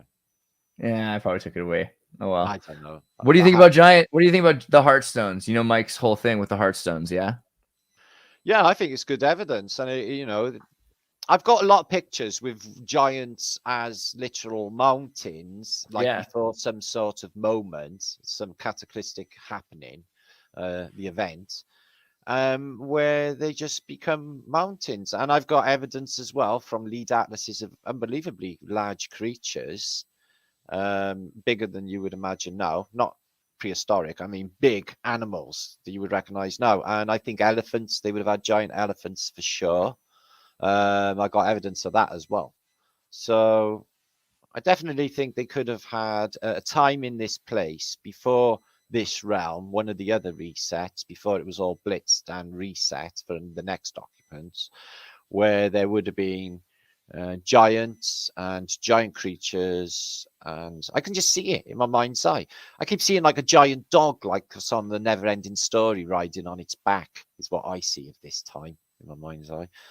You ever seen that bit? Yeah, right. Yeah, when he's got on the back of the dog, that lovely dog. They're remaking it. I'm scared, but yeah, I think. No, they'll ruin it. I know. They'll ruin it. All kinds. The idea of it being in another time, that's the thing. It's acceptable for people to say that. It's acceptable to say that hominids existed before us, you know. Yeah, it's like I just don't limit it the fields of imagination. We have not an idea what we're standing on, where we are, when we are, what the hell is going on. So why should we even presume that there was a massive anything in this place before? I don't. I think that, it's a high possibility, and some of this stuff definitely looks like it. And I've been going on beaches in South Wales lately, and some of the stuff we've been seeing, me and my friends, is just like, what are we actually looking at here? It looks like the insides of body. It looks like blood corpuscles, or it looks like sinew and just animal stuff, like chunks of meat in some cases. It really does, that we've seen. So I'm not saying that's not a thing. I'm saying it could well be in another reset. So in terms of like recent resets, 400 to 600 years ago or something, do you think that there's what's obviously these the French Caribbean, he's seeing examples of the remnants of this technology. What do you think happened that led to just complete hiding of everything? I mean, maybe it's not completely destroyed, but hidden, right? Well, I'll give you the little story of what I think has happened. I think there was a civilization that built all of this beautiful stuff that existed in this realm. Some of the buildings are still here in antiquity, okay? And I think that they were basically victims of a jealous sea peoples who came into port bearing gifts, for most people live in the Northern Hemisphere, as you know.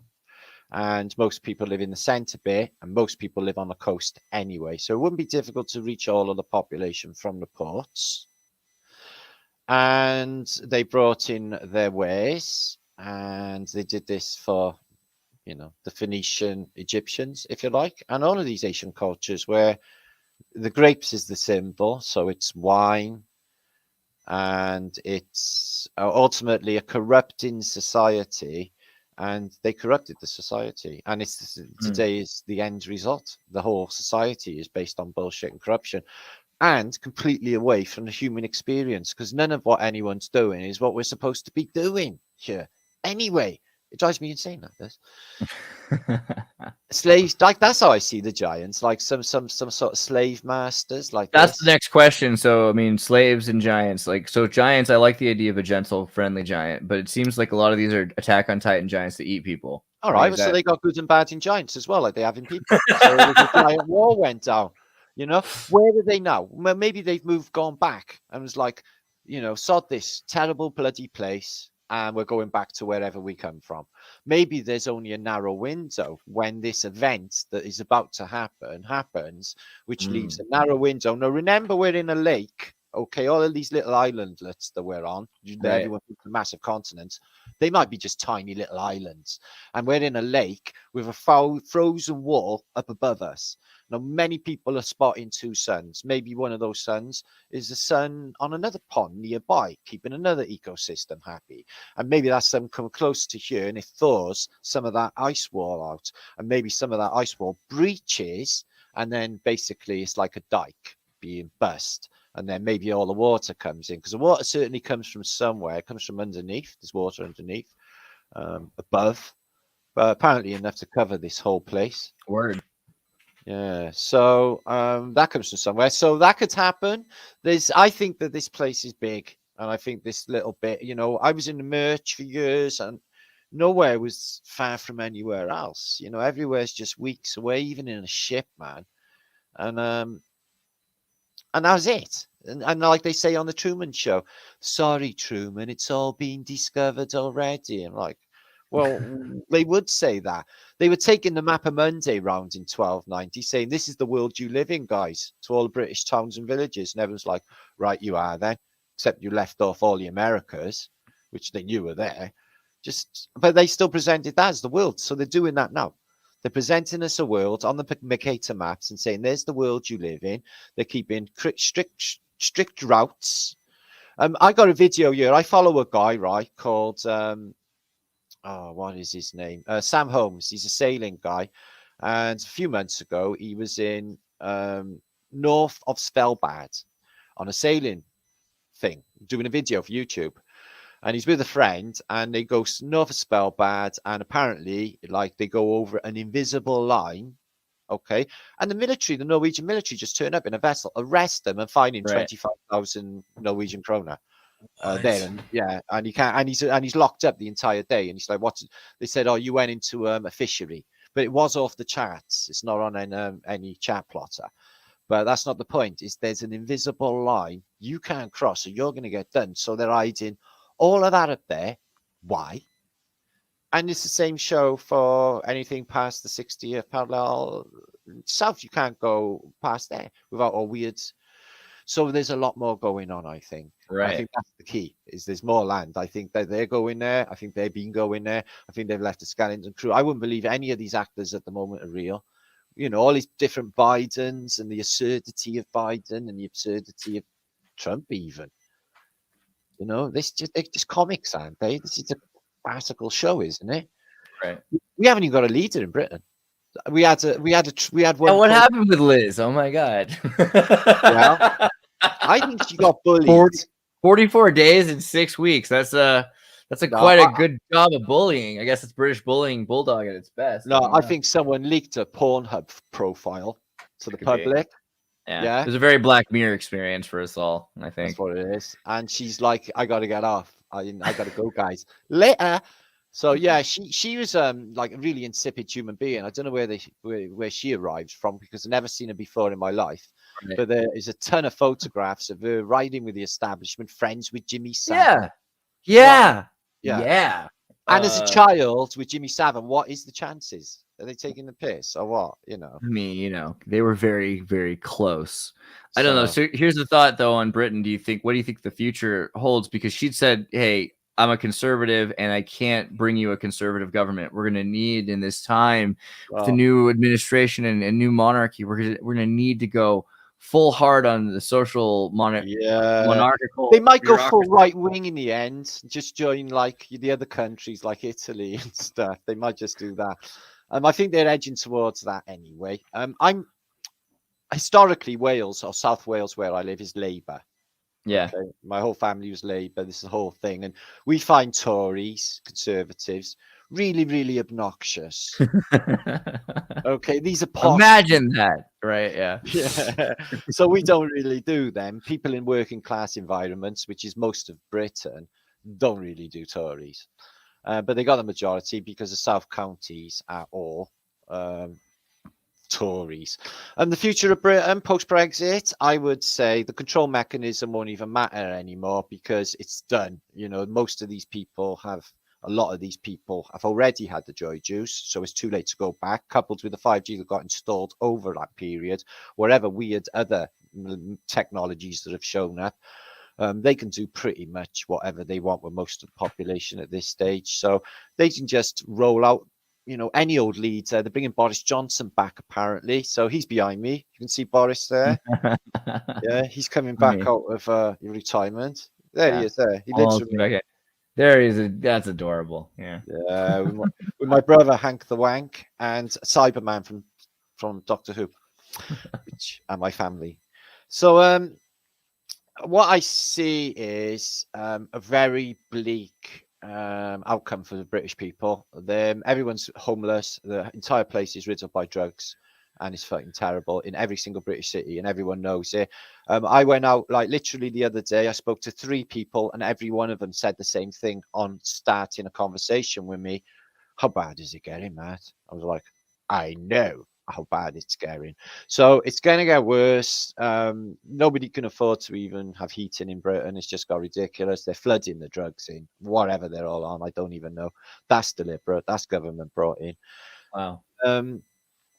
So I see unless something's done by the truthers pronto, it would be a good time to hit to the sea. It's a really small island, and they got it all covered. And if these devices and stuff, if you've got any, you know, chip technology already put in you, you've had it. Sea's a good thing. Once you get out of 3 miles, then you're in international waters, and the laws of the land don't really matter to you anymore.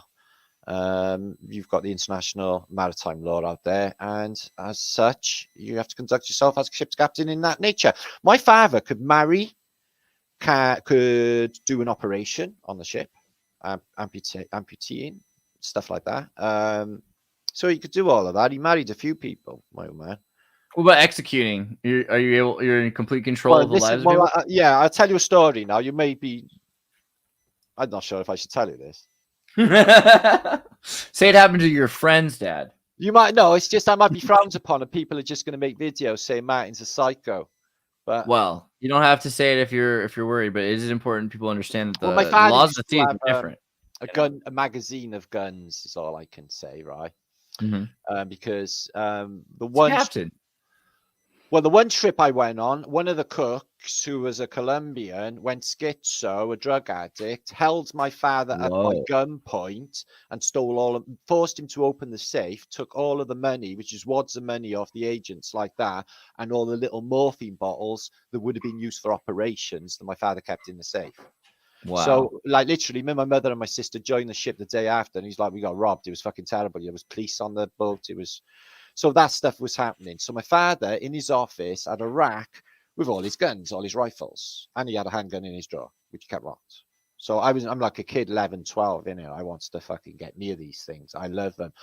So he caught me fucking about with the one. I cocked it and I'd fired it, but he, like, literally, it's the only time my father was like a gentleman. I never heard him shout, and I never heard him, you know, they don't swear in Estonia, but you would never hear him swear or anything. He was a gentleman. It was the first time I ever heard him shout or get angry with me. I instantly started crying. Yeah. Just firing the gun, and he said that the breech was loaded always. He said, I don't even know what's happened. And I don't know how one of us ain't dead in here, because, like, literally, that's always loaded. This is like some sort of miracle, because he always kept that loaded. Just top loading breech rifle. I locked it, I cocked it, I fucking just kid. Loved that shit, didn't I? I knew how they worked. I was fucking fascinated. So, he kept me away from that after, kept a big chain through them. So I wasn't trusted with the guns. Yeah. But, like, as a captain, so you can't have a gun on inland in England, but can you have a gun on a boat as a captain? There's no law to stop you? Well, when I was at sea, I used to carry a beautiful knife, got an ivory handle, big knife, 6-inch knife on my belt here. So you can walk around with a knife, no problem. But if who's done that in the British Isles, the police would shoot me dead in the street. Right. If I had a knife in the street now, they would shoot you dead. Mhm. Yeah, there's no arguments with that. Or 5 years in jail if you're caught with a blade over 3 inches in this country. It's like a big no-no. So he could carry a gun. He had a license. He carried the money from the ship to the agent's offices once in Casablanca. And they just came out of the side streets and they literally banged him over the back of the head with a kosh, unconscious, dragged him into the side street and beat him, left him for dead. And yeah, and then stole all of the ship's money. There was wages for the staff. So, you know, my father could carry, like when we were visited the ship once, he said to me and my sister, he said, you ever held $1 million? But it was in all different currencies, but it was, you know, millions. And he just let me and my mother and my sister hold these. And it was just like agents' wages, pilots are like 70 grand a shot, pilots' wages. You know, to pay pilots, stuff like that, and the wages for the crew. You know, was the money they were taking was astronomical. The share, you know, the chief engineer could be on anything of like 5,000, 10,000, like weeks wages. These people were on. It was just they all had shares in cargo, so they worked hard. They get 2% of cargo. They got 2 trips in a week, 10 million cargo. They're thousands of pounds for the week. It was just really brilliant money in the merchant navy they were getting. God, do you think it's still that way? Do you think they're still making tons of money off that? No, it fell through. It fell through. You could only do that on certain flags. Like the first ship I was on was only because of my lack of basically going to sea school. But I had sea time from my father and that, so I managed to do it. But I could only sail Mickey Mouse flags. So Liberia. I sailed on one Honduran ship. Okay. Yeah. San Lorenzo, Honduro, Liberian. I've sailed on as well, which is really that dodgy. Like, yeah, really dodgy ships. Full of Polish or mixture crew, Polish, Filipinos, all sorts. But safe enough, good ships and stuff, but big. And then when I got in the British Marine towards the end, the last 2 ships I sailed was with the British Marine. And then they pay brilliant money. That's the things to get. You got to have all the qualifications in the world to get into the British Marine. And this, like I said, you got to be connected. Your father and your father's father. But yeah, they paid brilliant money. They all get very rich. The captains. The royal boat world. That's the world to be in, I guess. I mean, that's where the most freedom must be. Boaty world's the best world, man. You get the best. You get boaty women. Yeah, you get boaty.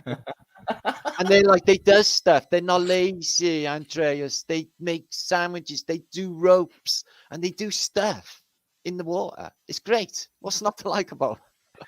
Dude, rope work in the water sounds pretty hot. That's true. It's sexy. There's no doubt about it, mate. Right. Well, if I were to lead people back to you, I would say go to the Martin Liedtke YouTube channel. Was that what you'd tell me to do, or would you say go to your page? I put most of my stuff on that. I've also got the Celtic Tatarian channel, the Flat Earth British Think Tank channel as well, which I use most regularly. Better be subscribed to. Oh, there was one I was missing. The Think Tank channel. There we go. I got that one too. Sweet.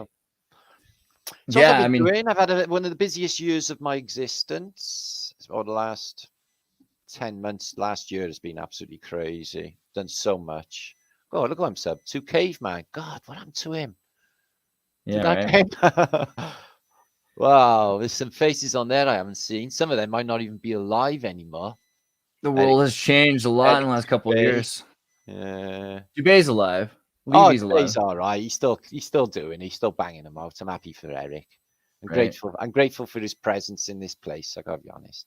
This is like a crazy cast and credits crew right here. Look at that. Yeah, and I know it's like all of them. This is the weird thing about it. Like, yeah, it's just some of them are like from, I don't know, 10 years ago. No, 8 years ago. This is useful in and of itself. Oh, Martin It is. I haven't even thought of doing it and having a look who I'm sub to. I'm sub to 28,000 people on my Tataria. Look, I made it. There you are. You're on that one, are you? Hey. Oh, there you go. Well, I had that Martin. channel taken out. Like I got it hacked and I lost Oh, it no. completely. Yeah, and then I lost 30,000 subs, and I had to start all over again on the channel I'm on now. Yeah, And I which thought is there 2 was years something old yesterday. crooked about that, but it was hacked. I thought it was some even more No, it was nefarious. me being a spaz. They set me up. They did. Basically, I got people dropping hints in chats. They were all in it together, the little club of them, saying that you better watch a channel. Somebody's going to get you. Blah blah blah. And then I had an email from YouTube, seemingly official, saying we've had complaints about your videos and some we need to look into it. Some complaints. Blah blah blah. And I didn't know any better. I thought, oh shit, what have I done? So I just I give them my password. Oh, And next thing you know, my channel's in North Korea having 6,000 cartoons pumped on it an hour. I got told by YouTube. Martin. Sorry, It's not good, is it? It's not good. All of my precious it's a life. good story, but yeah, it sucks. But I had it back in the end. They gave me my channel back, but I already had the channel that I've been working on, so I was not giving up and stuff. No, that's not bad because then you can do like MTV2. You know, you got the Martin ML2. It'd be a whole other. No, thing. it's a different account as well. So if I had this one taken out, then I could just start a channel that's already there with 30,000 subs. It's not too much of a tragedy, right? Yeah. So, but you always put different kinds of videos, different places, do more lives, do more shorts, you know, whatever. That's a thing. Yeah. Yeah. I'm gonna go back into my. I forgot to say in my community message that we're trying to get you to 20,000 subs because it's a travesty of justice that you haven't got 20,000 subs. It's painfully close to watch as well. It's like, how many off is it? It's like, but all my subs are worth like eight bits a person or something, right? We're all better. Well, there's 85 people in chat now. So if most of you, if you haven't subbed, especially my crowd, which are all there, okay, Vibes, I can see you. Okay. Got Stuffed Beagle in the house as well. I noticed Beaks. He's here. Vibes. Good to see you, sweetness. So yeah. Dude, I appreciate Martin, you're a saint.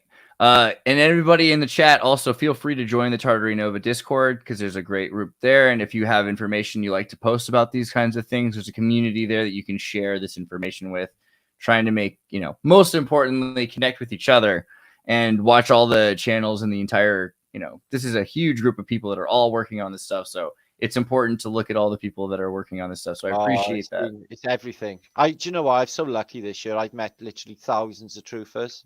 Like during after lockdown, and I had like big convention in Birmingham where there was like 300 turned up. It was such a huge success. It was massive. Honest to God, that's awesome. Got completely shit-faced. It was brilliant. Yeah, straight out. So I did another. So come to Christmas, then I thought I'll do a tour. Just gone. To promote my last book. So I took it on the road to Britain. I didn't do the complete journey because I was like, basically, not to put a finer point on it, I was going to die. So I run home. Say what? I didn't hear this part. Are you okay? What happened? Or, nervous exhaustion, not being fit enough, a part of it, from spending all winter sat on my ass or for a couple of months on the internet, not really working out.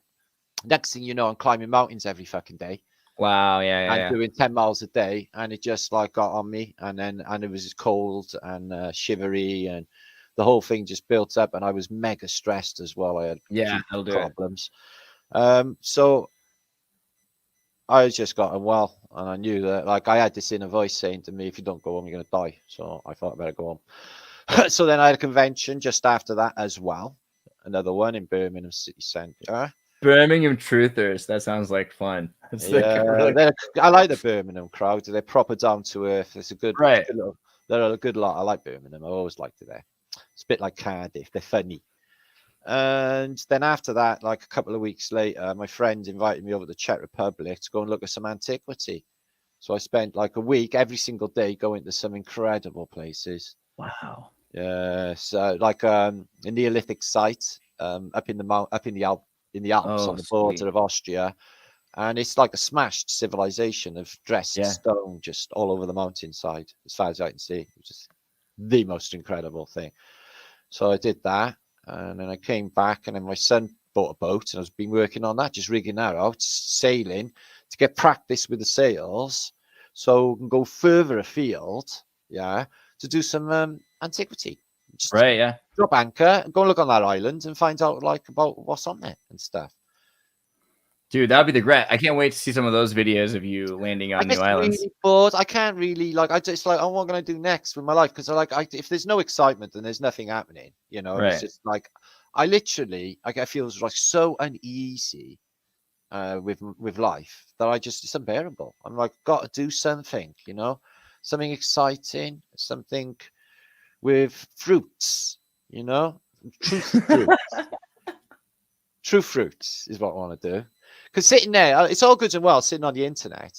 You know, I've just spent the last few years going around all the towns that I can possibly imagine looking at mud flood. And they're all mud flooded is my final conclusion. I don't think there's any more I can say about that. I can look at it until the cow comes home. It's all much joy, but I can't do that forever. So, so I've started a GoFundMe today. Yeah. So wait, where do I show me the link for your GoFundMe? I'll put that up. Put that in the private chat here and send it to me, and I can link it there. Also, if you have a link to where we can get your new book, I'll put that up there too. I could do that. Hang on. Fair play. Yeah, I've got my my next book actually. It's there in draft, but because my life's like weird, it's like I've been told by many people I take too much on. I do too much, you know, which I do. But well, you can't accomplish it all, but that's okay as long as. Well, I had a good wake-up call last week because last Sunday, my friend and ally, fellow Welsh historian and author, Ross from Hidden British Histories, Ross, he's on his live vlog, which I watches every Sunday. Gets to the end, he's like, I got to stop you. I don't feel very well. Walks off camera, has a heart attack and dropped dead because of the stress. Because of the stress he created himself for his fucking YouTube presentation, like what I does. Because I stress. Stolen History died. What? Not Stolen History, Hidden History Wales, Britain. Oh, Hidden History Britain. Yeah, it's Ross Broadstock. He's an author. He's the guy who released. Man. Yeah. So that was really fucking sad. So after that, I got to the mind with like, well, yeah, I should have known that anyway, because it's the same with every single one of us, as you could drop any day. So like, no, not him. No, not Hidden British Histories. Ross Broadstock. It's Hidden British History Ross. Excuse me. There he is. Memory of. So I haven't seen that. What's that on? Is that his family posted or something? Anyway, it's painfully sad. They did a GoFundMe. He's raised like $5,000 or something more. That's not what you wanted, but his family's was just left without their father, and he used to have his kids doing violin and stuff. It was a proper Welsh little scene, like the little happy hobbit. So I thought after that, then I thought, well, fuck it. I'm gonna have to do something exciting and get things moving in this thing. You know, get some flat Earth proofs going and stuff, because I could smash it if I was on the water. I'm seeing stuff that is just incredibly far away. So there's a bit of that, That's and a awesome. bit of, and I'm really, really cheeky, so I'll go and probe. I'll go probe where I'm not supposed to go. Yeah, but it does tell you life is, you can't take it for granted, and you got to live it every day. That's absolutely true. That's some brutal stuff. Some days I just sit and I'm just moaning, and then if I sit and think about it, I think like, well, what was I moaning about? Because you got it all. I got, so it's just like, we all do it, don't we? But I'm not doing that. So do that fabness.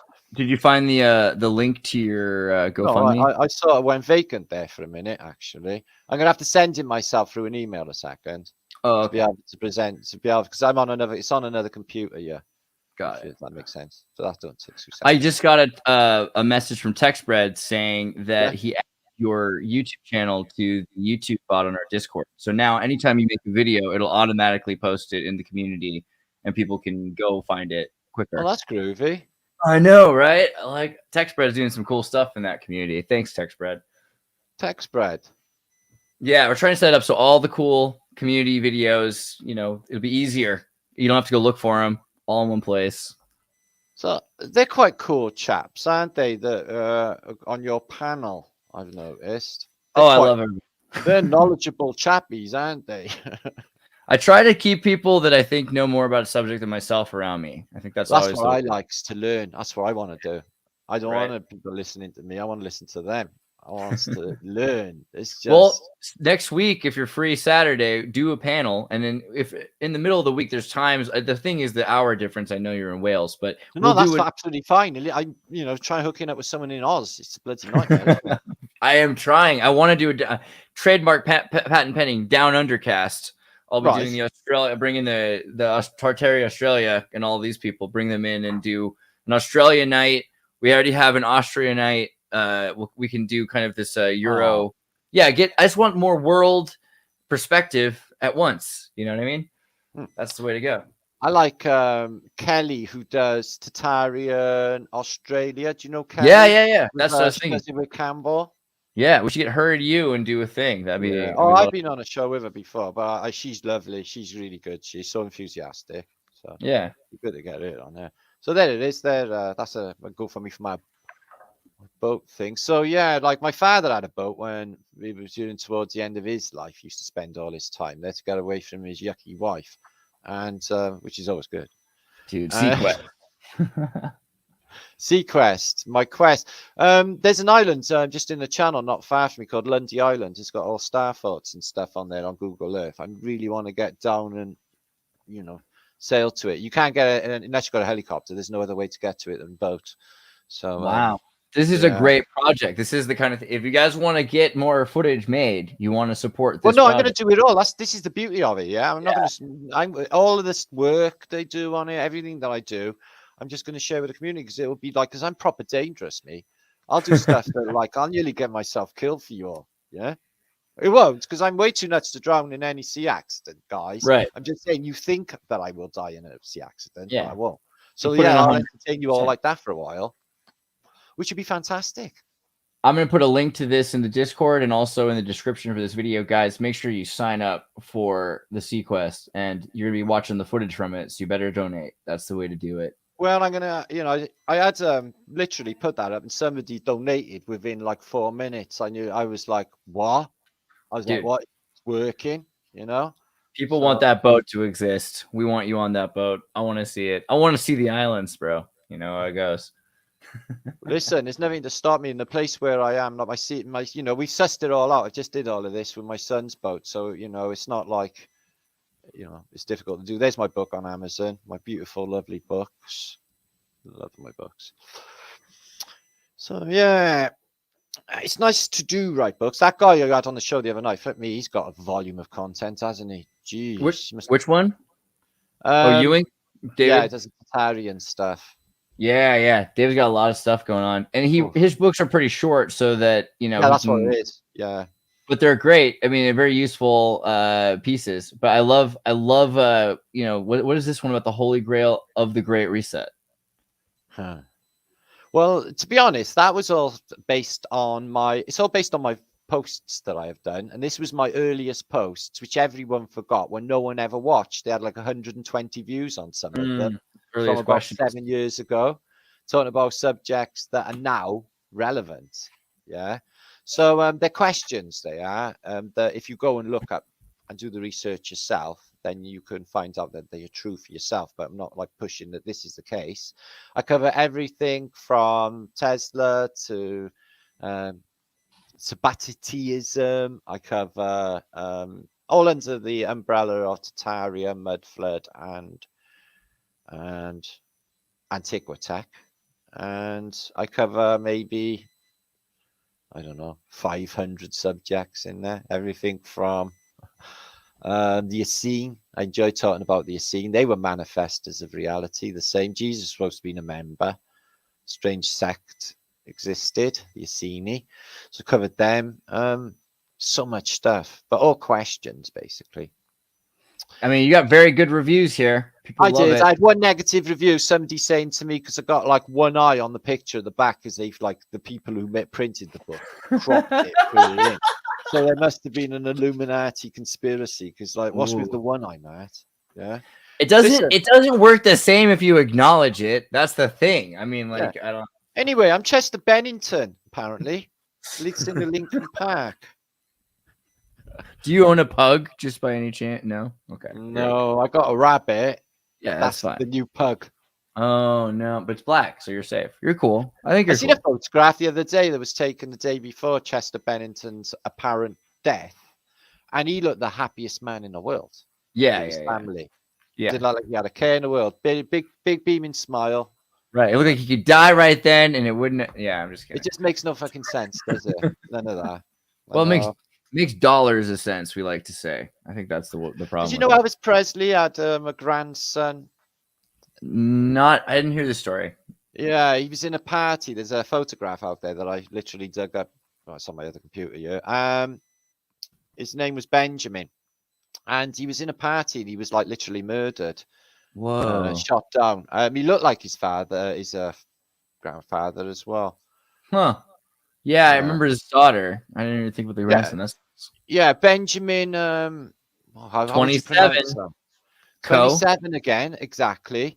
So, what was the circumstances? His mother was obviously Priscilla.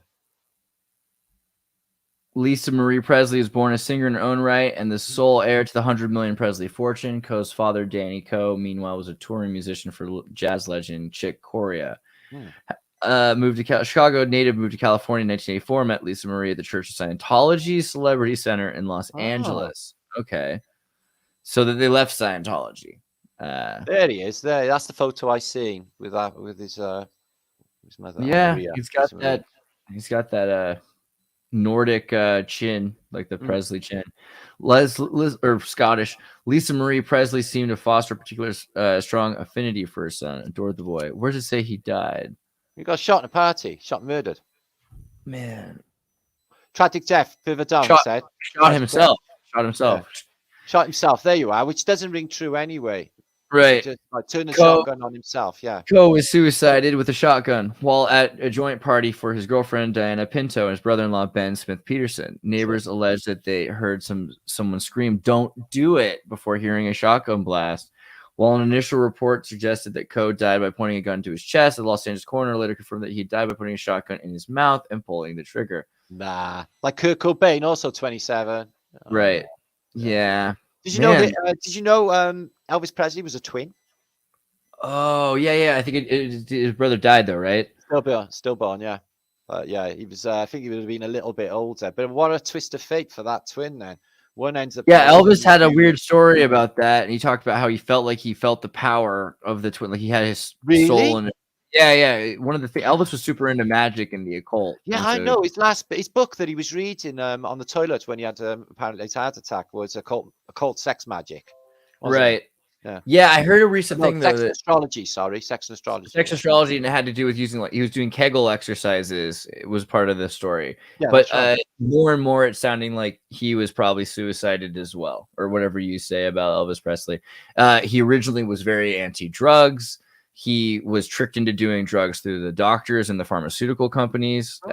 Right, like he didn't all of this stuff, all the same telltale side. He seems such a wholesome, clean boy, you know, even when he was in his military days. Everything was yes, mom. And, you know, real gentleman and gentle. Like, he didn't seem like... he was a Republican. He loved Nixon. Like, there's a lot of things that are really strange about his whole story and then how they destroyed him after that. Because he had said he wanted to go undercover for Nixon to look into the Black Panthers. He said, they probably would trust me more as a pop star and all these things. So he had gone and secretly tried to arrange, and he'd gotten a DEA badge to be an officer for the DEA or a special agent. Well, it's funny you should mention about the Black Panthers, because they say that is probably one of the circumstances for Hendrix's demise. Because in the beginning of Red House, that track, someone's house is burning down, down, down. It's about the LA riots. And at the beginning is a Panthers roar. At the beginning of the track, rah. So they say like, oh, he's just giving like the Black Panthers a shout, which was attributed to as well. And then he has that weird thing happen where he, you know, dies of inhalation of vomit in the back of an ambulance with 2 trained paramedics that didn't know to put him in recovery position, apparently. So yeah, and the connection, but his whole the British Hendrix background, the Tavistock connection, I think is pretty pivotal there too, because trying to control he likely was a British agent. I don't know if I don't go for the whole you know, what's his name? The actor. He's Morgan Freeman. You've heard the whole thing. Yeah. I've seen, but have you seen Morgan Freeman's first TV appearance on a children's program? He's got a Montauk butterfly on his pants. I don't know. That's pretty interesting. So there could be more to the story than we realize. Not Montauk. What's it? Monarch. Monarch. Excuse me. Yeah. Freudian slip. Well, Martin, I think we passed the 2-hour mark. I really love it. That went quick. Wow. Yeah. I appreciate that you were down. We should definitely do this again. And if you ever want to do a panel, man, I'll set it up. I really do. You know, I'm limited for where I can go anyway. And you know, I always think you. I love you. You're a brilliant guy. You're always lovely to everyone. You know the way you are with people. You're always understanding. You're always patient and just a joy person. Well, you make it easy, man. I love you because you're brilliant and you have things. Same to you, brother. That was what I feel. He's just a lovely fucking chap, man, and he's genuinely lovely too. He doesn't put it on. He's just there, you know. And I love that. You're a lovely guy. God, we're gonna figure it out. We're gonna keep trying. That's all. That's all we can do, man. That's all we can do. Yeah, we work it out. We'll see you soon. Love to you, my brother. Thanks for the invite. Loved it. Anytime.